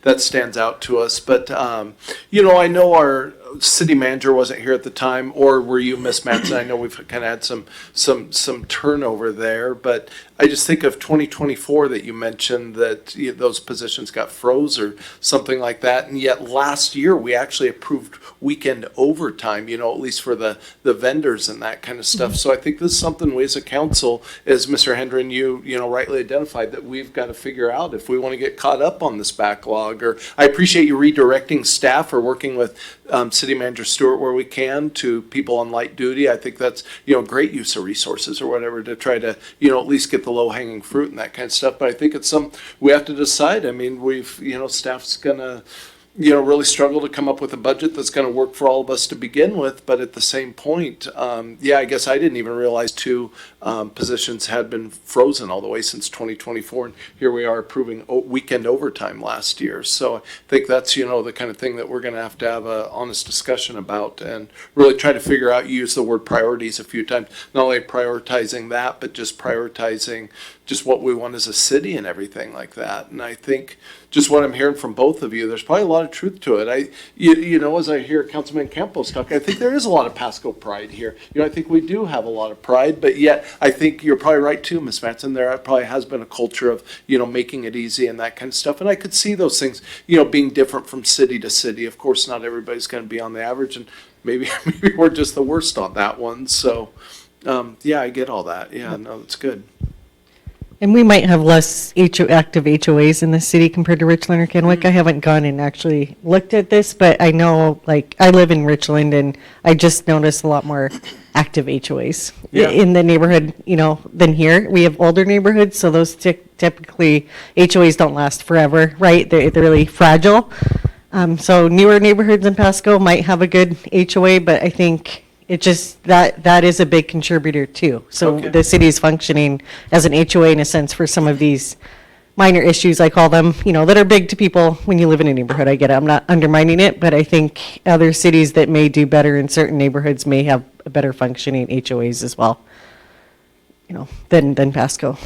Okay, no, appreciate that. So do is this something, do we like how they're prioritizing it, or the list of priorities they had as far as life and safety? I heard a couple comments about, we would like to see some of the, beyond those, some of the issues that were on the other list, whether it be, weeds that affect, quality of life or fire safety, or, just the quality of life and the value of people's homes and property. And then, the broken window theory, when, something's broken or weeds are overgrown, it really does go down. So, if, we have a different direction or something we want to go, now would be the time to suggest that.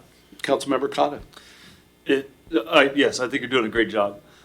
It doesn't look like anything's going to improve unless we add staff. And so I think looking at that, at least as a proposal, considering it, I'm not saying we should do it because I understand the costs involved and where we are financially, but I think at least seeing a proposal of what happens if we add 2 more guys would be at least a good thing to entertain.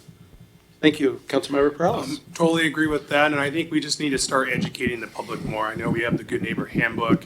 I think our residents need to understand that when they let their neighborhoods go, livability goes down. You're just contributing to blight. People don't want to move here. I think we need to have a campaign letting people know about their garbage cans and about mowing their lawns and the weeds and stuff. And I think that's what we really need to do. But at the end of the day, you've been doing this 26 years. You said you understand you probably need a workforce behind you in order to get some of this stuff done. That's the way business works. You got a lot of stuff. You have a lot of clientele and projects, you got to have the manpower. So if you don't have the manpower, you're probably just never going to get out of it. So, but I really appreciate the presentation. Thank you. Anybody else? Apparently, I think we're good. Thank you so much, Mr. Hendren. I know it's a tough job you got. Thank you, Ms. Matson. Anybody in the chamber like to speak on this issue? For, against, happy, sad? Step right on up, sir.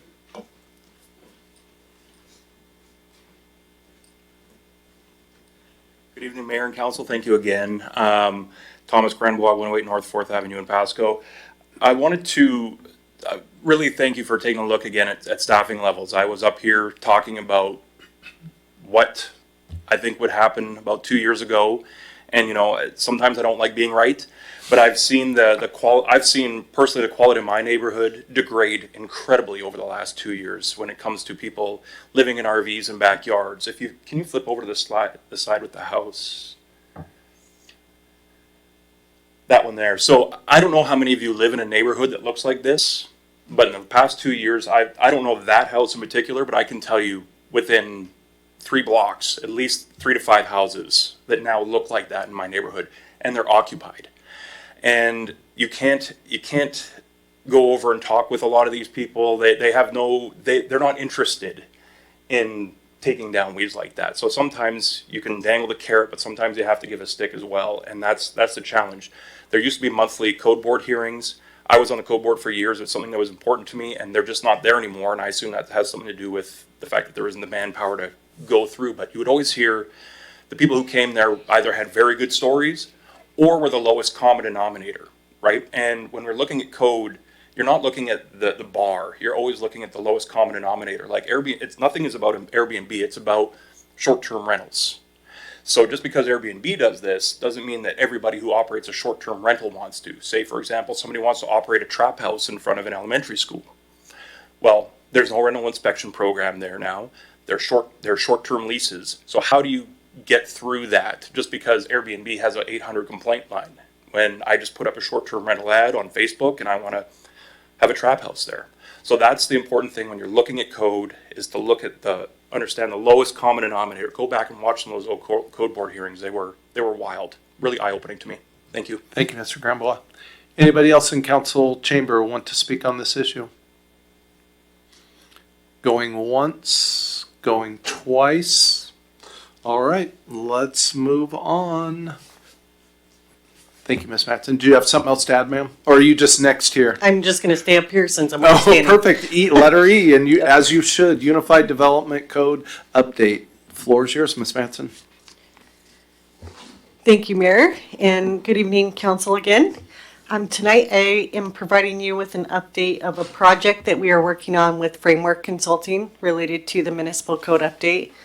And I'll explain what the scope of the overview is and then how it coincides with our periodic updates. So there's a lot of work going on in the CED department this year, and a lot of it is state mandated. As I've mentioned before, it's all due at the end of this year. In Pasco, I've mentioned before as well, is quite behind on its updates to its municipal code, its comprehensive plan map, zoning map, and state mandates over the last 5 to 6 years. We're behind. So that's why there's a lot of moving parts happening this year so that we can begin to address these deficiencies in code and inefficiencies in code and inefficiencies with our map. There are some things that we could delay if we wanted to, but since we already have a grant that's been provided to us for the comprehensive plan and work that has been budgeted already this year as part of a CED innovation fund to,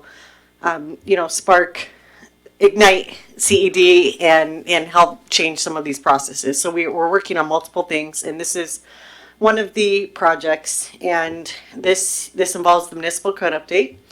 And so we have a few goals that we are looking to meet. As I mentioned, we want to comply with state mandates, which I'll touch on, implement our comprehensive plan updates. Remember, this is a 10-year update, so every 10 years we do this, so it's a big project. And then with the development code, which is also referred to as the municipal code, we are trying to make it more user-friendly. That's one of the biggest complaints I've received since starting here and before starting here, is the code and how it's applied differently amongst staff.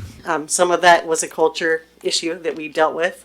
We did have quite a bit of turnover last year in the department, but a lot of it had to do with how the code's written and how it can be interpreted differently. And you want a code that is easy to use and you're not reading it thinking, wow, this reads more like a riddle than just a regulation. So there's a lot of confusing parts in the code.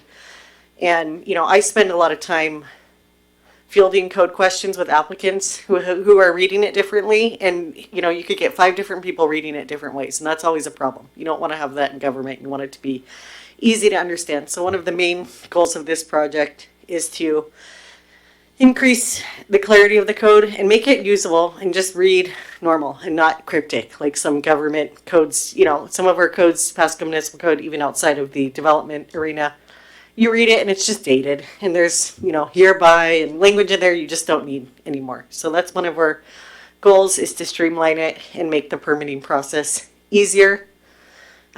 Couple key state mandates are listed here on the screen. Middle housing we've talked about already this year. Accessory dwelling units we've talked about. Step housing, this is a new one that is required. HB 1220 actually isn't new, it's a few years old, so the city is already inherently behind on some code updates that we need to do that we'd like to do this year. And then as far as step housing, there's a new bill that was passed at the state level and looking at allowing, so actually, I'm sorry, I'm going to start over. House Bill 1220 requires that city allows emergency shelters, transitional housing, emergency housing, and permanent supportive housing, collectively known as STEP housing, another acronym, in all zones that where hotels are permitted. And then transitional and permanent supportive housing are required in all residential zones. So that's being opened up. There was a bill at the state level this year. I'm not actually sure if it passed or not, but there was a proposal at the state level to allow even emergency shelters. I believe Attorney Paulum may know the answer to that question, if that one passed or not, for emergency shelters in neighborhoods. Yes, that is House Bill 2266, and what it did was, in addition to mandate where transitional permanent supportive housing were in the specific residential zones, it also mandated that, and this is quite common, or was quite common, I should say, for permanent supportive housing and transitional housing, where we would have management plans and staffing plans that would be part of the permitting process. It essentially mandated and to prohibit those when it came to permanent supportive housing, transitional housing. You can still ask for those types of documentation on the emergency housing, emergency shelter side, but you can no longer ask for that on the transitional and permanent supportive housing side. So it's in that space, it's just, in my opinion, it's as big of a deal as it is that including the mandates in the residential zoning for the transitional and permanent supportive housing types. Understood. Okay, thank you. So the summary of that is it's just more flexible now with that type of housing that we'll need to build into code. Since our code is not updated for a lot of these things, if someone were to come in and apply for a permit, we'd need to honor the state code and we wouldn't have our own flexibility. So we are vulnerable and need to address these different regulations. Simplified permitting review, we need to adopt that in code. That was required last year or the year before. And then there's SEPA exemptions, a flurry of different bills. We've already gone through one of those steps recently where we increased SEPA thresholds, and we're hoping to go further after the comprehensive plan update occurs, and then have more clear and objective development standards. That is a state mandate, and so we will go through and make the development standards as clear and as objective as we can. And then as part of the comprehensive plan update, we do need to look at our land use map. We discussed commercial land capacity at the last meeting and our desire to potentially retain existing commercial uses in town so that we don't lose that over time. Our map, and I don't want to get too off topic here, but our comprehensive plan map and zoning map have so many discrepancies that, I thought there was maybe 100 or so when I first got here. Just looking at the map, I said, wow, these don't match. And I'll give you an example. Down in the Riverview area, you have a comprehensive plan designation of commercial and the zone is residential. So how do I advise an applicant on what they can build there, right? And that was one of the reasons we had the emergency comp plan amendment for the RS20 zone, because there was a conflict. Well, that's only the tip of the iceberg, that issue. When you start looking and going down the rabbit hole, you find that there's around 3,400 instances around Pasco where there's conflicts in zoning. So we have the consultant helping us with that.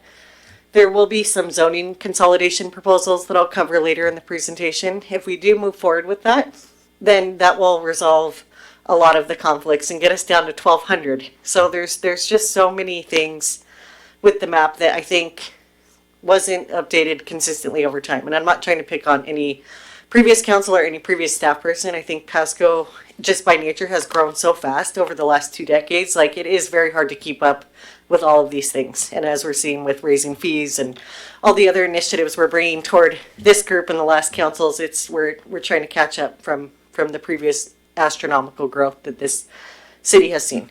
So we have comprehensive plan designation fixes. We have a few requests from applicants that we don't have to address this year, but if we feel the desire to, we can. So that's part of this update as well. And just as far as the code, I'll try and speed up here. The main focus, just because, like, if it were up to me, I'd fix the whole code today and go through it. We don't have, the luxury of all of those resources. We're still training staff. I think we have 7 or 8 years of code work if we were to do it in-house, which I think we can tackle and prioritize, which is fine. Job security, right? But we're going to focus on the 2 biggest issues for this update, which is the subdivision regulations and the zoning code. And so just going back to the basic, the zone. What does the zone do? What does it allow? Even that's confusing in code, and we don't define what different uses are. So we spend a lot of time spinning our wheels with applicants. They get frustrated, we get frustrated. Everybody's frustrated because the code doesn't give us good, stable answers. So what we want to do is consolidate development-related topics, organize it into better articles, and then have clear administrative procedures. So our code doesn't really give us good guidance on how to get from A to B or A to Z in the development process. There's a lot of inferring that's made, and so we would like to fix that. And this isn't unique to just Pasco, so I don't want anyone to feel like I'm just sitting here ripping apart our code. And it's just for cities that grow fast, this is really not uncommon. So don't feel that we're wildly behind in any means. I'm just trying to paint a transparent picture of how our codes work and what I've observed. So this is the zoning consolidation I spoke of earlier, and it's divided into the classification on the left hand of your screen, which is the land use designation, the comprehensive plan designation. And then you have, that's the umbrella land use, and then you have all of the different topics under that umbrella, which are zones. So you can see just the top row, there's a low density residential land use, and there's several zones under it, and they all sort of look the same if you're reading it. They all have a 1 or 2, an R and S, so they are similar zones. And then there's commercial zones blanketed under there. And when you look at the difference between the zones, they start looking a lot similar with the new middle housing regulations. So without middle housing, I think these zones were justifiable to an extent on their own, being distinguished zones. When you add in middle housing, where you have to allow 4 units per lot, all of the zones start to look the same. And the state mandates middle housing based on units per lot and not units per acre like Pasco does. So I don't want to get too into the weeds, but what I'm trying to relay is the zones are all starting to mesh together and not look unique with the state mandates. And you can see there's different densities that are calculated in units per acre, but as I mentioned, with middle housing, they start to look the same. We do want to implement standards that relate to middle housing. So these are just some examples in code where you can show the development regulations in a table or a photo instead of, thou shall not, have this spacing between units, and just make it easier for people to look at it and use it. So that's part of the code update. And then more aspects related to downtown zoning. And this is an example of the R1 zone. Currently on the left-hand screen, 1 single-family unit is allowed on a 4,000 square foot lot. And then our code also says if you want to do 3 attached single-family units, you have to have 3 times as much space, even though the building takes up the same amount of space as the house. If you were to do a triplex or a triplex and ADU following the middle housing standards, those 2 examples on the right show what the code would allow. So I'm just trying to explain that the code does need some work on spatial analysis, and we will be required to allow more units, as shown on the far right of the screen, per middle housing. There's also a residential transition district shown in these hatched areas around Pasco. And that's a zone that allows for development at 1 unit per 5 acres. So it's really just a placeholder zone. And that was an attempt to basically say we have these wide, vast areas of land in Pasco that are vacant. And instead of assigning a zone, the city decided to put a placeholder zone that was a residential transition and said, well, we'll assign a zone when we assign the zone. And my opinion on this from a land use standpoint is that we should plan ahead and assign the zones ahead of time so that we're not left telling applicants, no, we don't want you to upzone, no, and just haphazardly zoning it as you go along. I think that it's a lot more streamlined to assign a zone now, and then if we do want to consider rezones later, we can.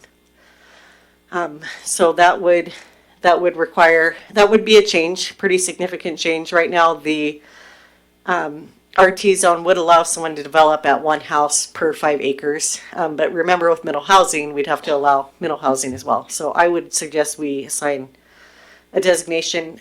We could add a stipulation in if there's concern about it that you can still get a house on a lot as long as you develop it in a way where you don't prevent future density from occurring. So if that's something council wants to explore, if we propose that, we are happy to do that as well. And then 7 commercial zones throughout the city have a lot of overlapping similar uses, so we want to condense that. This diagram shows the zoning consolidation that's being proposed. So on the left-hand side, that long strip of colors is our current zoning. So I'm not sure how many that is. Oh, it looks like over 20. We'd like to go from over 20 to about half that amount. And I would propose that we condense our zones to be more concise throughout. The one change since this slide was created that I would suggest would be to create a neighborhood residential zone that applies to most zones in the city with exception to the Riverview area, because it seems like the council has directed staff to go a little bit different direction in that area with the frontage improvement discussion recently, which we'll be coming back in a month or two with. And then maybe safeguarding some middle housing in that area, which we have some ideas. So I was thinking the existing RS-15 zone and RS-12 zones, we can maybe do neighborhood residential Riverview and make those less intense than the other lots in Pasco. So we'd like to condense the zones and then have corresponding zoning codes that are easier to understand. And then with that, create a downtown zone that reflects more of what the downtown master plan envisions, and look into setbacks and parking requirements. We could also look into neighborhood commercial zones instead of commercial zones at different corners, a neighborhood commercial where you could allow something like a corner store. I believe that was also something discussed at the state level this year. I'm not sure if it passed or not. But the state would like for cities to move in that direction, or at least they've brought it up a few times. So I wouldn't be surprised if that's required soon. But having a corner store, I think, can be nice for neighborhoods if it's done correctly. And then moderate residential, we talked about the neighborhood residential, and then administrative permitting process, making it clear. A rezone, for example, it was hard for me to understand what process that went through. If it was a city-initiated rezone, I wasn't sure based on our code if it had to go, where it needed to go for approval. So we do make a lot of inferred interpretations, and it would just be a lot easier if the code was clear so that we're not put in a position where people are getting different answers. And I know that's happened between director interpretations. I've had applicants say, well, the previous director said I could do this and now you're saying no, and that's frustrating. I would be frustrated if I was an applicant. So we're trying to do our best here, but we want to be consistent and fix the codes. And one of the ways that we would do this is divide up the permit types by type and just make it really easy. Like, here's the permits that fall under type 1A, and it goes through this process. And here's the permits that fall under type 2, and it goes to the hearing examiner, and here's what goes to council, and just really make it easy so that everybody's working off the same standards. So next steps is we will be doing the code audit and working through this. We do plan to have a bit of public outreach. I would like to ask our friends at the HBA for input on this. I know that I did receive a lot of feedback from them when we first started, and we were trying to do more of a light feedback approach that says, here's our scope of work. We have to do most of this, and we want to do these things to make it easier for you. And then we'd like to collect feedback, get to what we can this year to meet our state mandates, and then just keep a list going of what is being requested by applicants to make things easier on them, and then just prioritize that list and just keep going. We have a list of about 100 things we want to fix, so we're just methodically going through that. We'd like to do outreach, take it to Planning Commission, of course, for an overview. I will be doing the same exact presentation to Planning Commission next week. And then in the fall, we're all going to be busy as a group together looking at these initiatives along with the comprehensive plan initiatives. And that's the timeline. So happy to answer any questions that you may have. If there was anything you heard that you feel like, oh, you know, let's talk about it, or you're going the wrong way, let me know. That would be a good time to bring that up before we head down this path. Thank you, Ms. Mattson. Appreciate the presentation. Councilmember Perales. Oh, thank you, Mayor.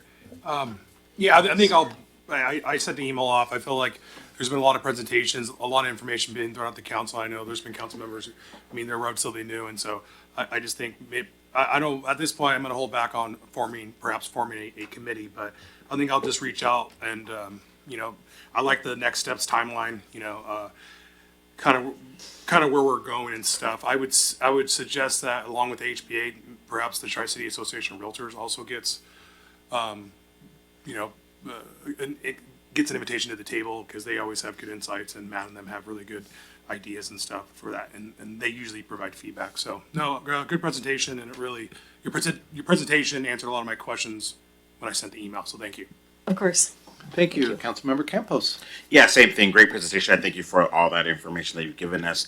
I do love the zoning consolidation. I know when I was on the planning commission, good God, I mean, that was always giving me headaches with all the zonings and different things and stuff. And so condensing them, I think, really does make sense.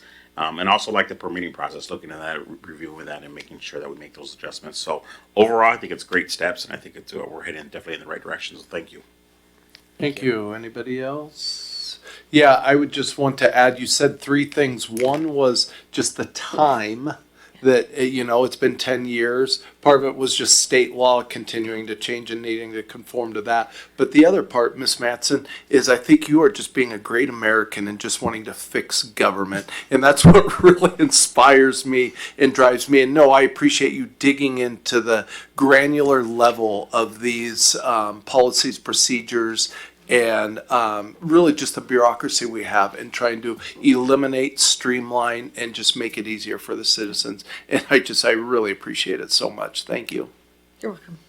Anybody else from council? You might be off the hook, ma'am. We'll move to the chamber. Anybody in chamber like to speak on this issue, for or against? Going once, going twice. Not seeing any, thank you. Going on to letter F, public hearing ordinance, special event code, downtown update. One more, ma'am. Thank you, Mayor. And I will be quick, but not too quick, because last time we got to this, I think it was 10 o'clock and we were all tired. So I just have a workshop scheduled tonight for the special event code update. And we do have a public hearing scheduled for next week. I think we have a few council members out. So if there's, for some reason, we don't want to make a decision next week, I would still recommend that we go ahead and hold the public hearing, because that is a procedural step that we need to do because it's a code amendment and it bypassed planning commission. So I would say we go ahead and hold the public hearing, and then the council can decide after the public hearing if they want to make a decision or wait for the rest of the group to show up. So I did cover this briefly before, so I will kind of skip over some of these items, but this was a council initiative, just, you know, with streamlining processes. Special event permit process was identified as something that was clunky and needed to be streamlined better for our customers and for staff using that. So we wanted to look into that, and we did have Framework help us, and we've had a variety of staff who've worked on this from the CMO's office and the CED office and other departments too that are involved, mainly parks, police, and I'm forgetting the department. Oh, fire department. So it's been a collaborative effort, and I thank all the departments for their help with this. So we went through and audited the code. We did have interviews with the various departments. We briefed council last year. We held an outreach event, so there's been a lot of work put into it. And with all code changes, if there are things that don't work in practice like we intended, we're always happy to bring it back and change the code. So don't feel like, I mean, we do want to get everything perfect the first time, but if there are things that we end up using, need to change later, I'm more than okay bringing it right back to council and saying, this didn't work as intended, let's change it. So we've identified in this code more clear thresholds for special event permits, and then have added a risk factor scoring matrix for security purposes. And that is meant to be guidance. So it's not set in stone how it's used. It's just showing, here's how we rate different security factors for events, and then this helps inform security. Whereas before it was just, you know, depending on the reviewer or the applicant, we're just looking at it and kind of trying to make the best decision. So there's more clear parameters in code. We've clarified the parameters for street closures related to street festivals, neighborhood block parties, and then streamlined review timelines and simplified different events. There was some events that were listed that all started sounding the same, and so we tried to simplify that, and then have also addressed these items shown on the screen that I've mentioned before. And then as part of other downtown initiatives, I believe when the beginning of the year, we had at least a few council members interested in downtown initiatives and what we'd been doing. So I had provided an email update to council, and we have touched on a few of these last few meetings. So they've surpassed this item. So I had these on there, so I won't spend a ton of time, but we did have alley lighting. I know that we talked about that recently. We also have a mobile vending pilot program. It hasn't been used as much as I thought it would be. Maybe that's an outreach issue, but we did have a downtown pilot program launched, and you know, we've had some interest in it, but not a lot of folks utilizing it. So that can be on our list to maybe revamp when we do have time after the comprehensive plan update to kind of do more outreach efforts related to that.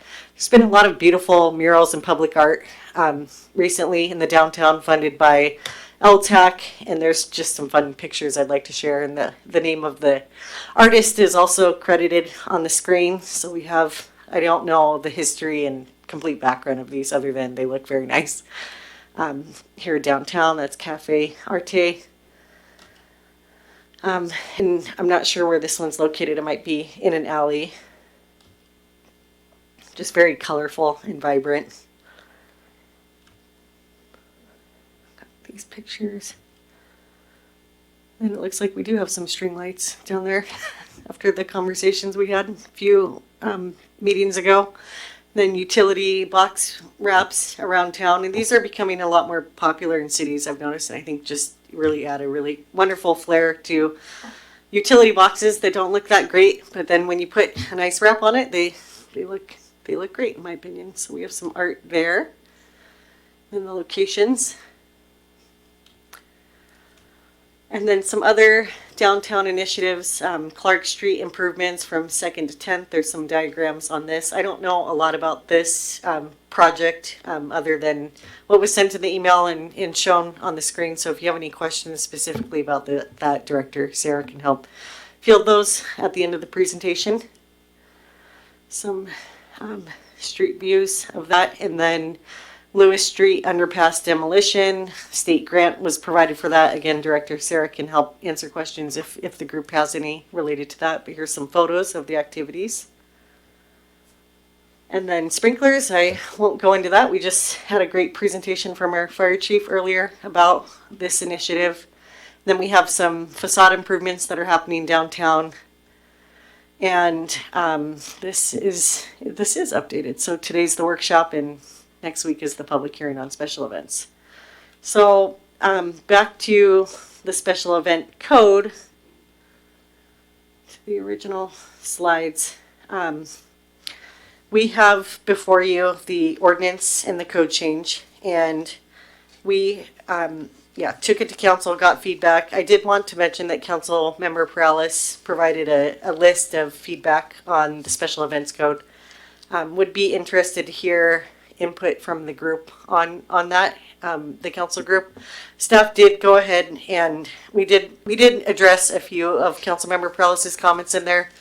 that we felt were quick hit, easy items related to, I believe sidewalk sales permit and timelines. We didn't have that added in there. The rest appeared to be more political requests, policy driven requests that, you know, any of the requests staff didn't have huge issues with, but we felt like direction from the group would be appreciated tonight at the workshop, so that if we do need to change the code before the public hearing next week, we'd appreciate that. So I don't know if we wanted to go through each item or how the group wanted to tackle it. I know that this list was sent out to the group at some point. So I just wanted to mention that we did not address all of those, and we were looking for feedback moving forward.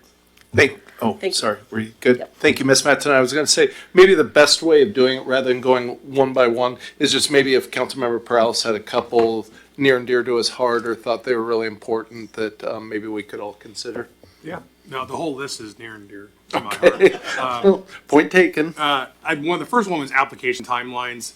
It still says in there, the application shall be submitted no less than 30 days. I feel like we should have an expedited process for like temporary sidewalk sale. I don't think someone should have to come in there 30 days prior. I think there needs to be a lane for that. I did give 30 days for high impact, 14 days for moderate, and so forth. But I think we need to entertain something that's more expedited as opposed to 30 days.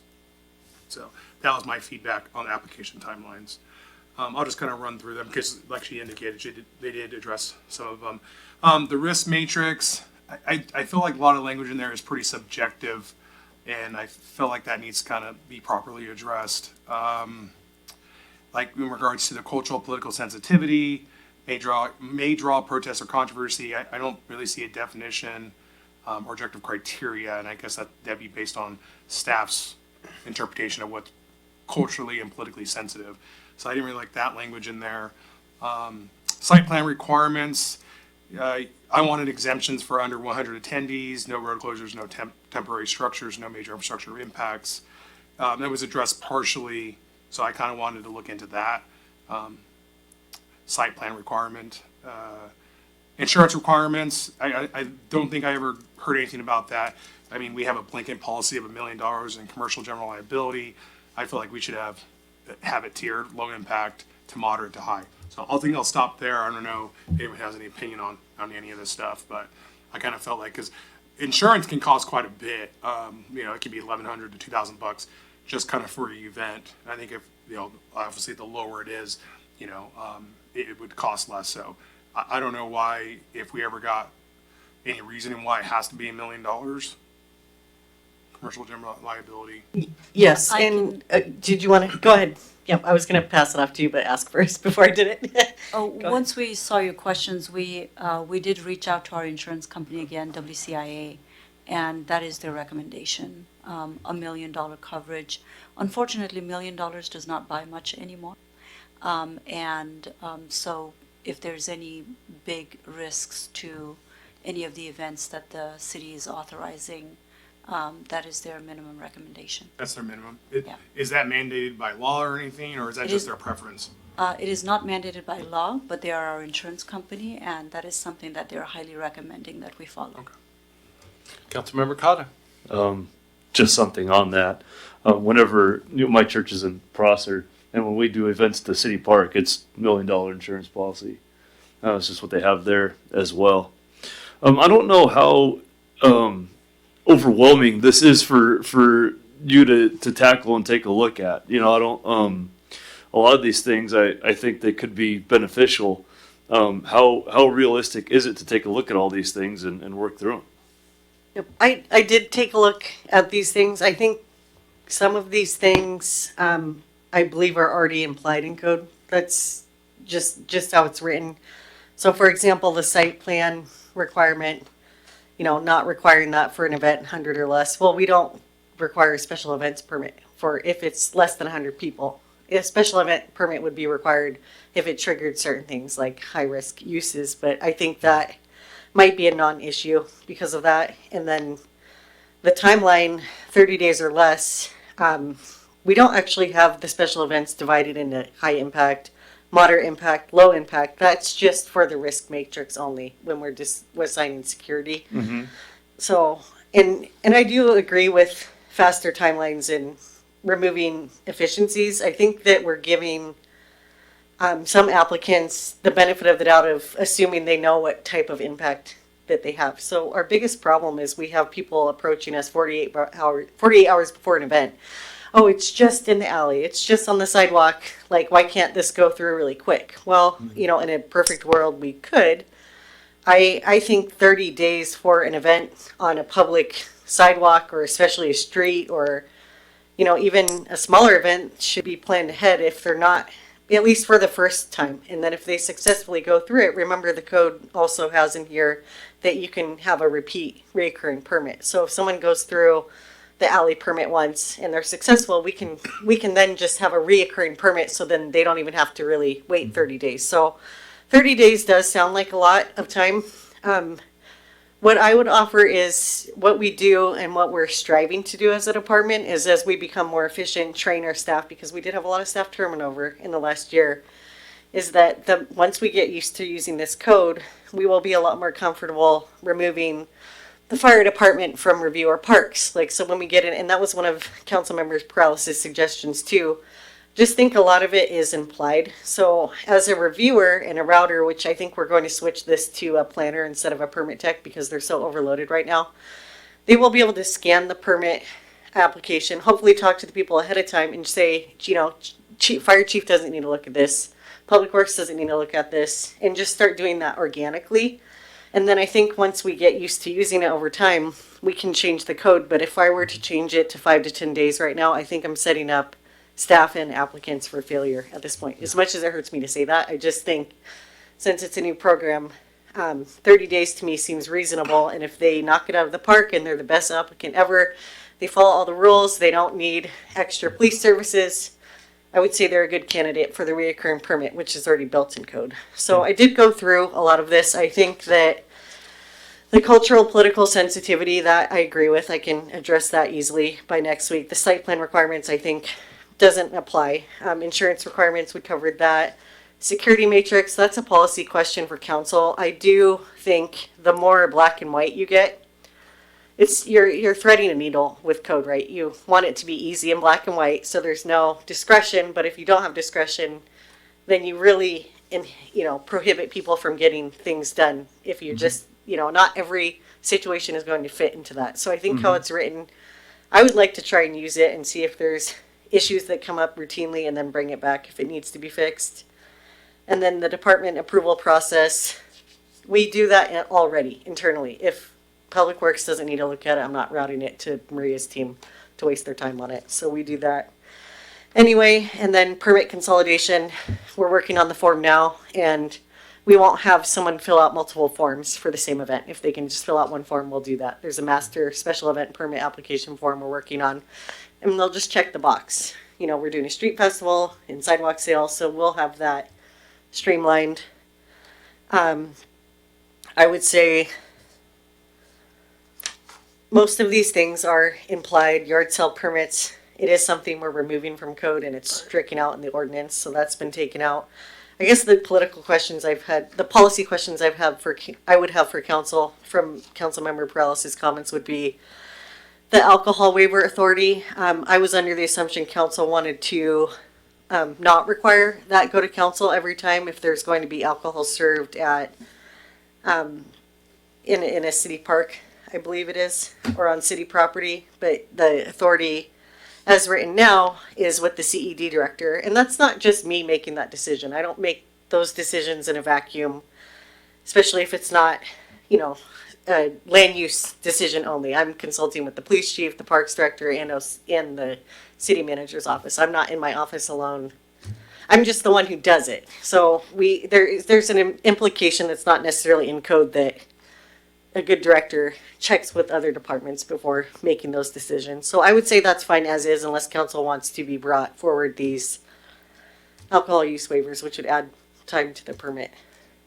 So that's one of those. And the rest, I think, the appeals process, that's a policy decision. Right now we have it going to the city manager. There was a suggestion to bring it to council. So I would say the alcohol part and the appeal process is where I'd need direction from council. The rest, if you guys are comfortable with it, we can include what we feel isn't already stated. Yeah, I don't think that needs to come to us every time, as we discussed before. Now, I'm a little bit more neutral on this. I don't have constituents calling me asking for these things. So, Leo probably does, and so that's why he's got it there. So I'm just trying to bridge the gap and see where we can come together on it. Personally for me, when we do events, 30 days is fine. I think one thing you didn't touch on was the permit fees. We did touch about cost recovery for the police. I would say I was thinking for like low level events that perhaps the fees could be waived.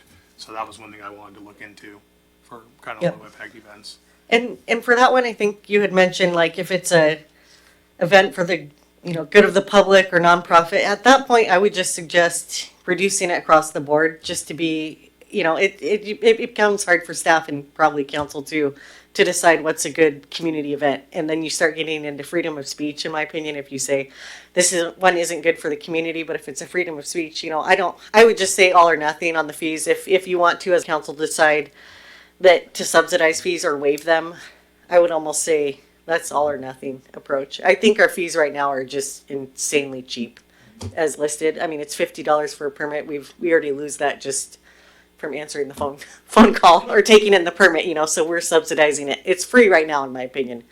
And if $50 is getting in the way of your event, I don't know. I mean, that probably sounds a little cold, but I think that the event fees are very low as written in code.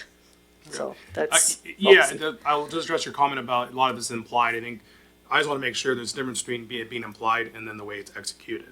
So I think some of these things are, I guess, if they're implied, I guess we'll just have to see how it all plays out. So I guess I'll leave it at that. But I do want to talk about the appeals process. I don't have an issue with it coming to the city council, even though it could add time. And also about the alcohol authority waiver. I like Mr. Stewart or whoever it was with, but I think we kind of look at things a little differently depending on what the event is. And so I think if we're going to allow it, I think it should be up to the body and not an individual or department. It should be up to the city council. So that'd be my 2 cents on, that was my reasoning behind that.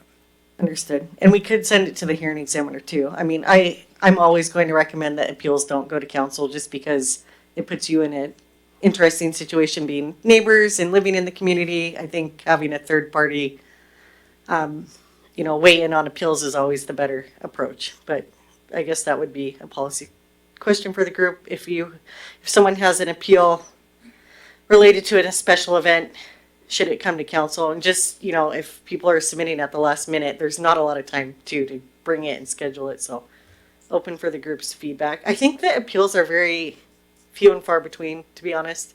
If we get to the point where it's appealed, it's like they're probably trying to do something that's blatantly not allowed in code.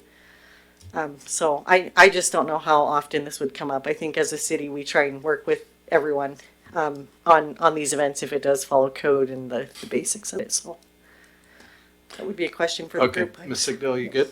I just wanted to add that many times, just from my little experience with the department, we do not have enough time between the event and the application to really go through all of the legislative processes, even hearings examiner or council, or bringing the item to council itself.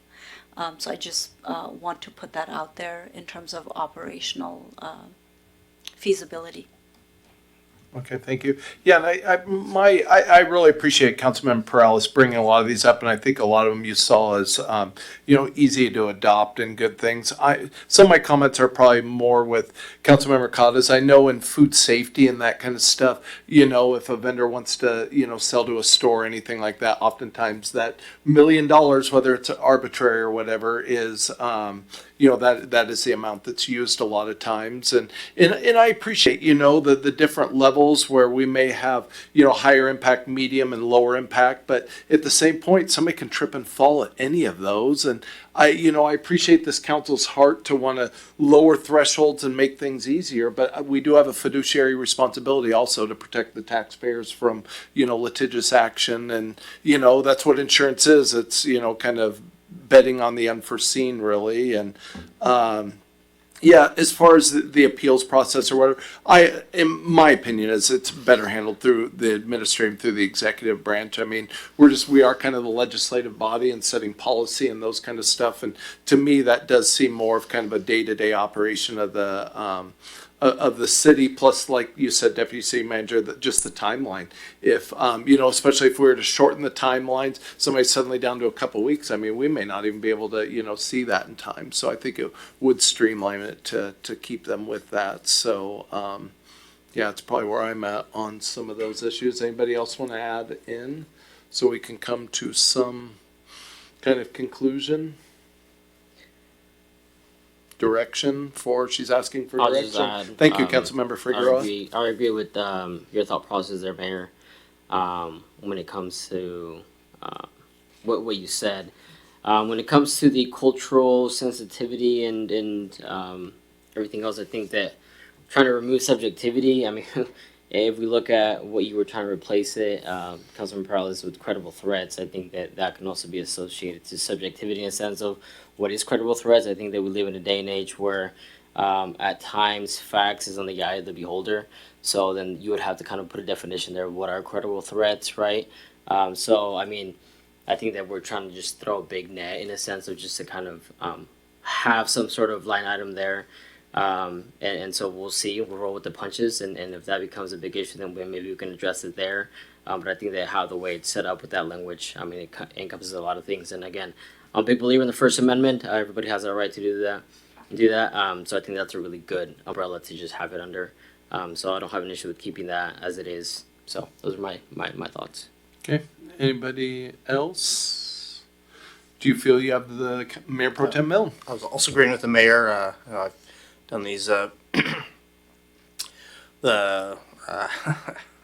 my train of thought there. Done the permits we have an antique motorcycle show that's at our parking lot, and so I got to do one last year myself, and that was good. Again, 30 days, usually know way in advance what's going to happen. We're talking about it probably this Wednesday, so a lot of this I'm good with. It was a little, I wouldn't say it was the easiest process, but it was definitely willing to get through it, so I was fine with anything we could streamline it, and I thought the price was more than fair. The $1 million is kind of hard because, again, we're trying to do it for a charity thing, so I had to pay that, and it was a couple $100 for my insurance. But it is what it is when you're trying to raise money for charities. So overall, I think whatever we could do to make it easier would be appreciated. But again, I do believe the 30 days is fine with that. Okay.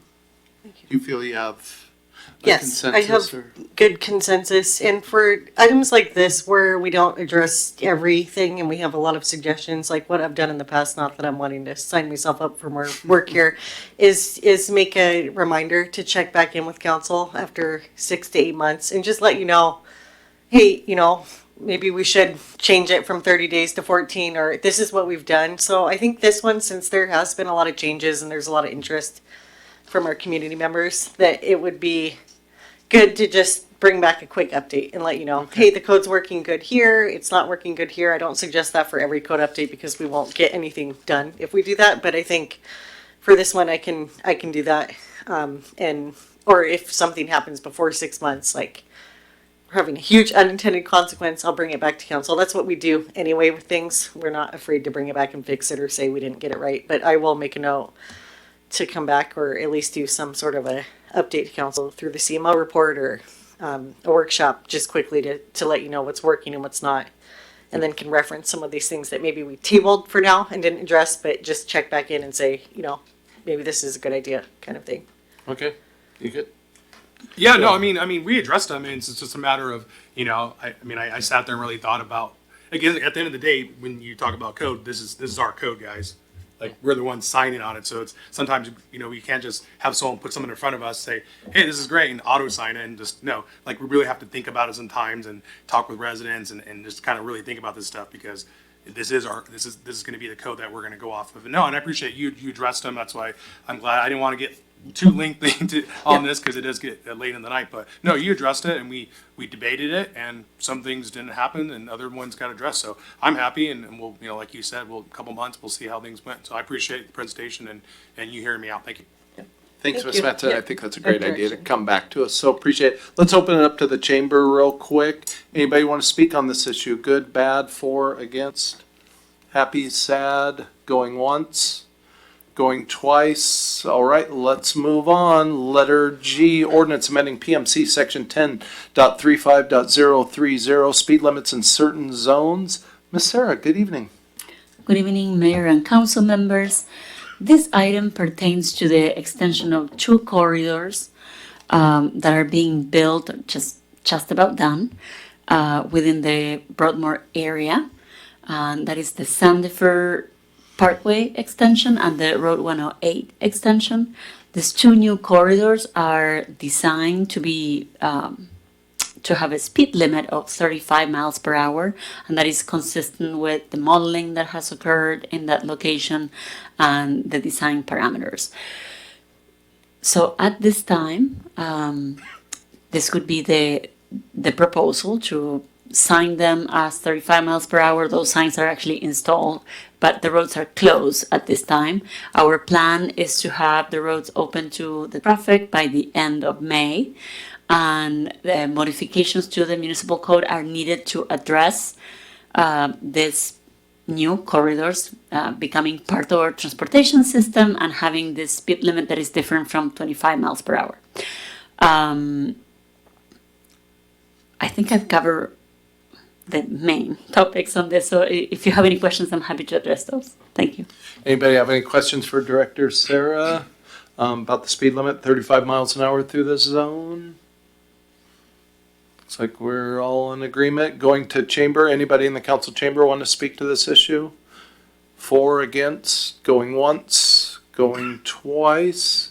Sounds good. Letter H, resolution ordinance awarding bid number 22342 for irrigation system expansion project to Rotsky Incorporated of Vancouver, Washington, and adjusting capital budget. Back to you, Director Sarah. Good evening again.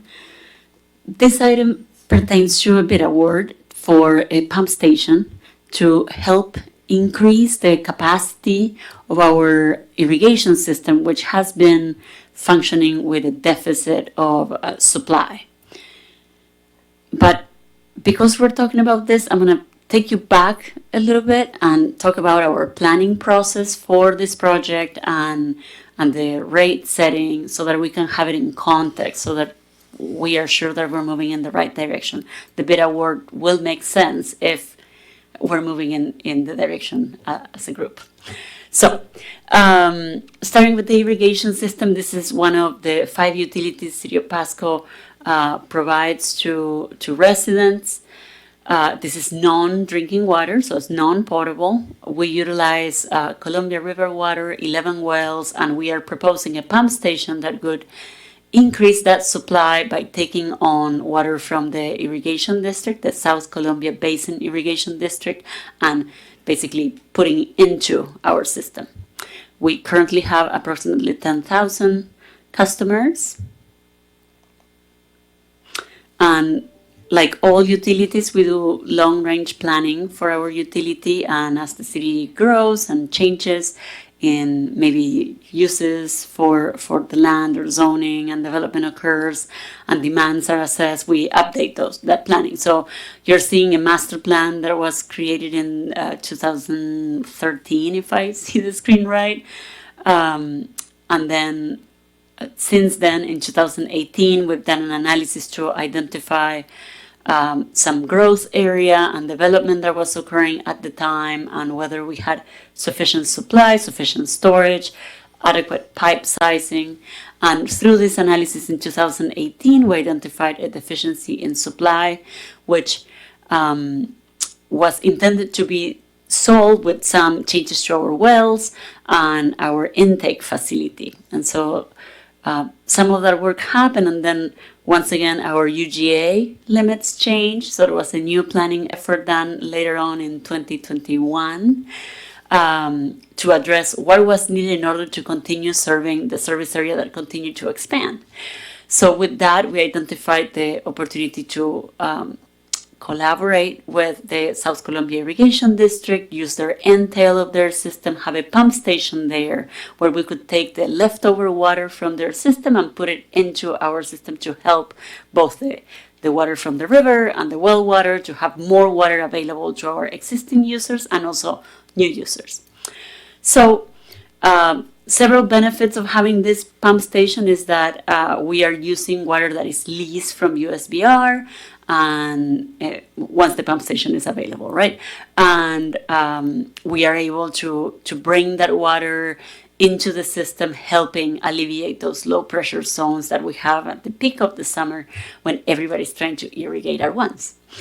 Again, the improvements are planned to serve a certain area, right? And so our that area and that number of residents or users was what we used in our analysis for setting rates and fees, the connection fee for new users and the rates to be able to repay the investment. Both fees and rates are being used to repay investments in this facility as well as our operating system or our operating costs, sorry.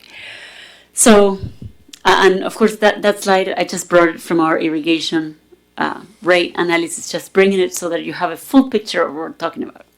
So with that, the proposed project to be built is a pump station, as we explained, north of Burns and Broadmoor.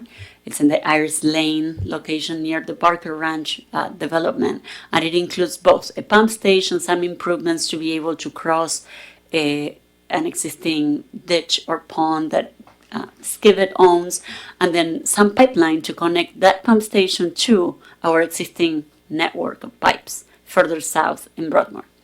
So I'll show you some pictures of what is proposed. Is a pump station inside a building that helps with meeting the noise ordinance, and then of course that crossing of the ditch and the pipeline going south that you're seeing on one side of the screen there. So this has been years in the making with coordination with both development to be able to have a location where we could install this pump station, and also working with Skivet and how we're going to make this work. They have improvements they need to do to their system as well in order to serve us.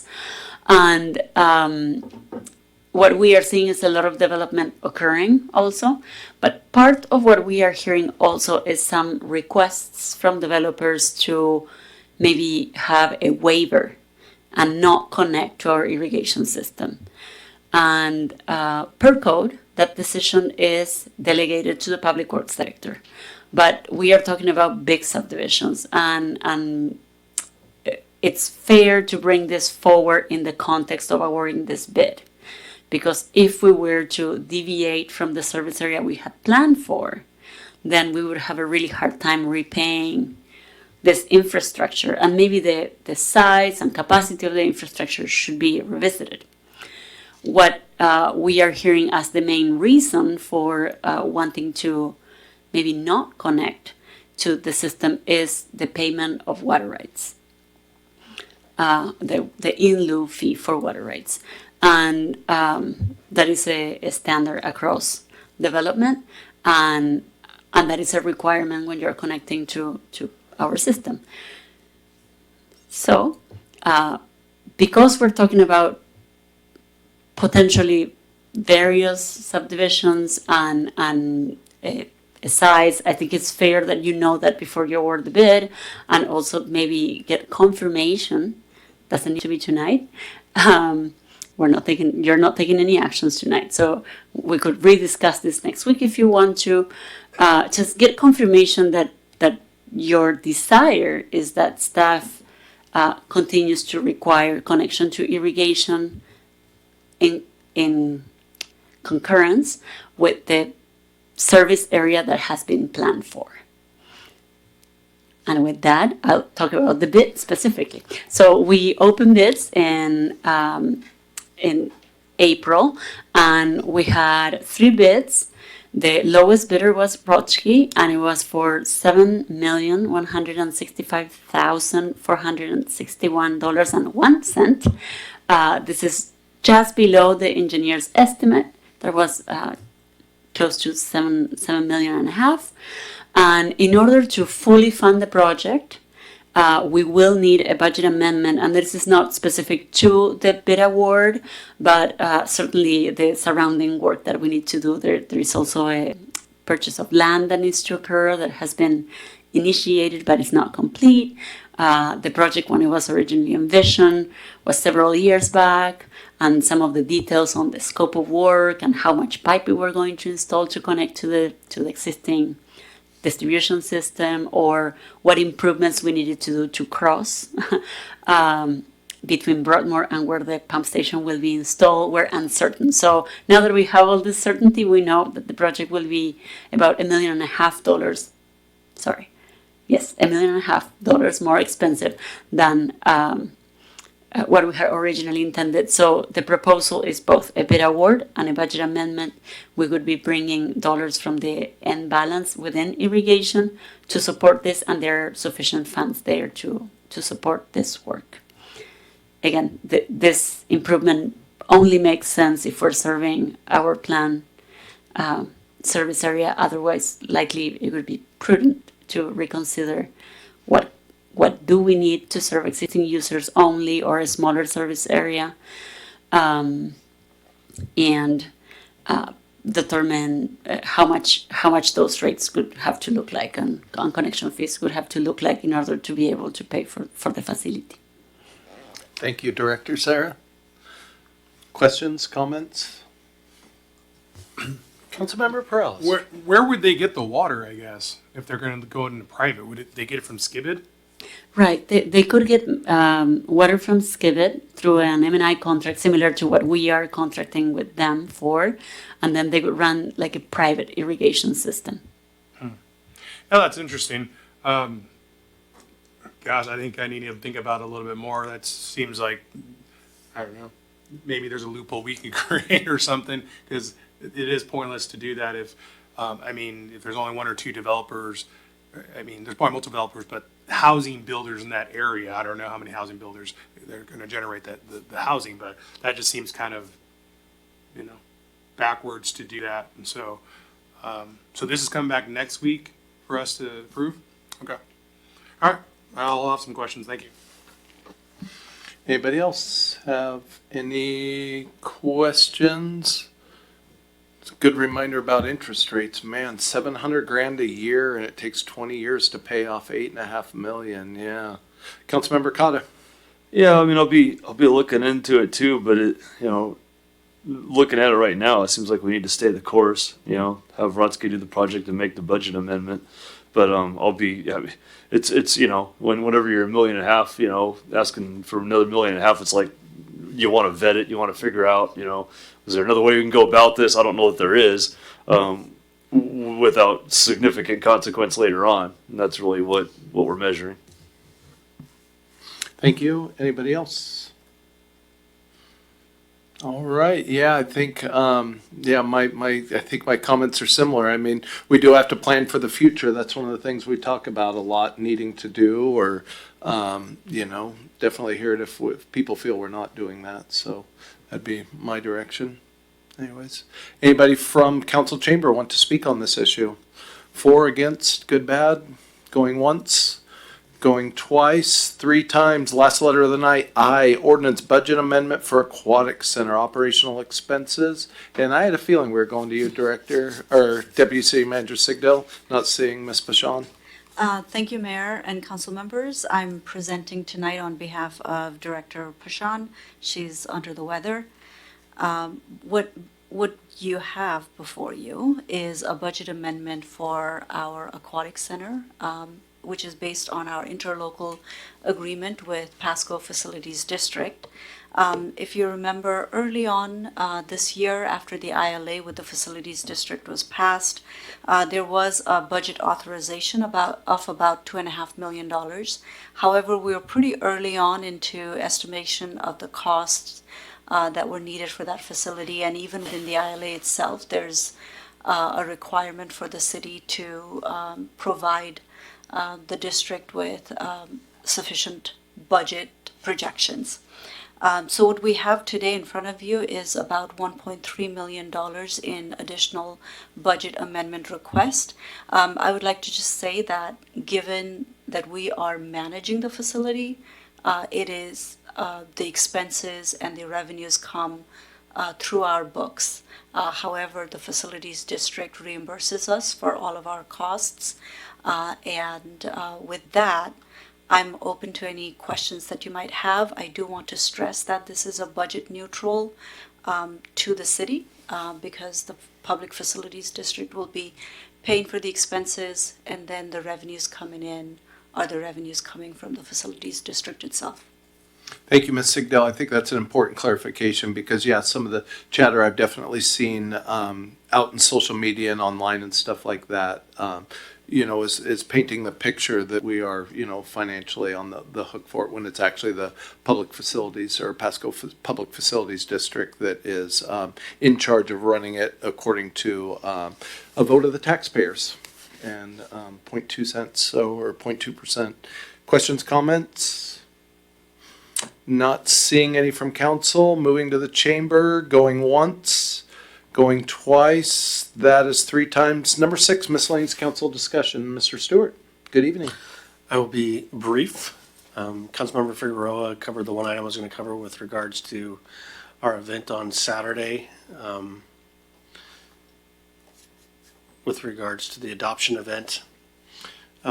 Just one small correction. There was actually 21 animals adopted, 11 cats and 10 dogs. And again, a special thank you to our partners on that. Both the Pasco PD, the Kennewick PD, Washington State Patrol, Southeast Communications Center, and particularly our vendors, Sweet Squeeze Lemonade and Doghouse. And a special thank you publicly to Nicole who helped organize that, including overcoming some last minute challenges with the dropout of a vendor. So the only other thing I would update council on tonight is just a reminder that the mayor and I will not be here Monday night for the next regular council meeting, as we'll be in Las Vegas trying to talk to potential businesses and retailers about their interest in coming to Pasco and hopefully being a part of the Broadmoor development. Thank you. Anybody from council? Not seeing any. Let's move on. Number 7, executive session. Not seeing anything listed. Number 8's adjournment. This meeting is adjourned.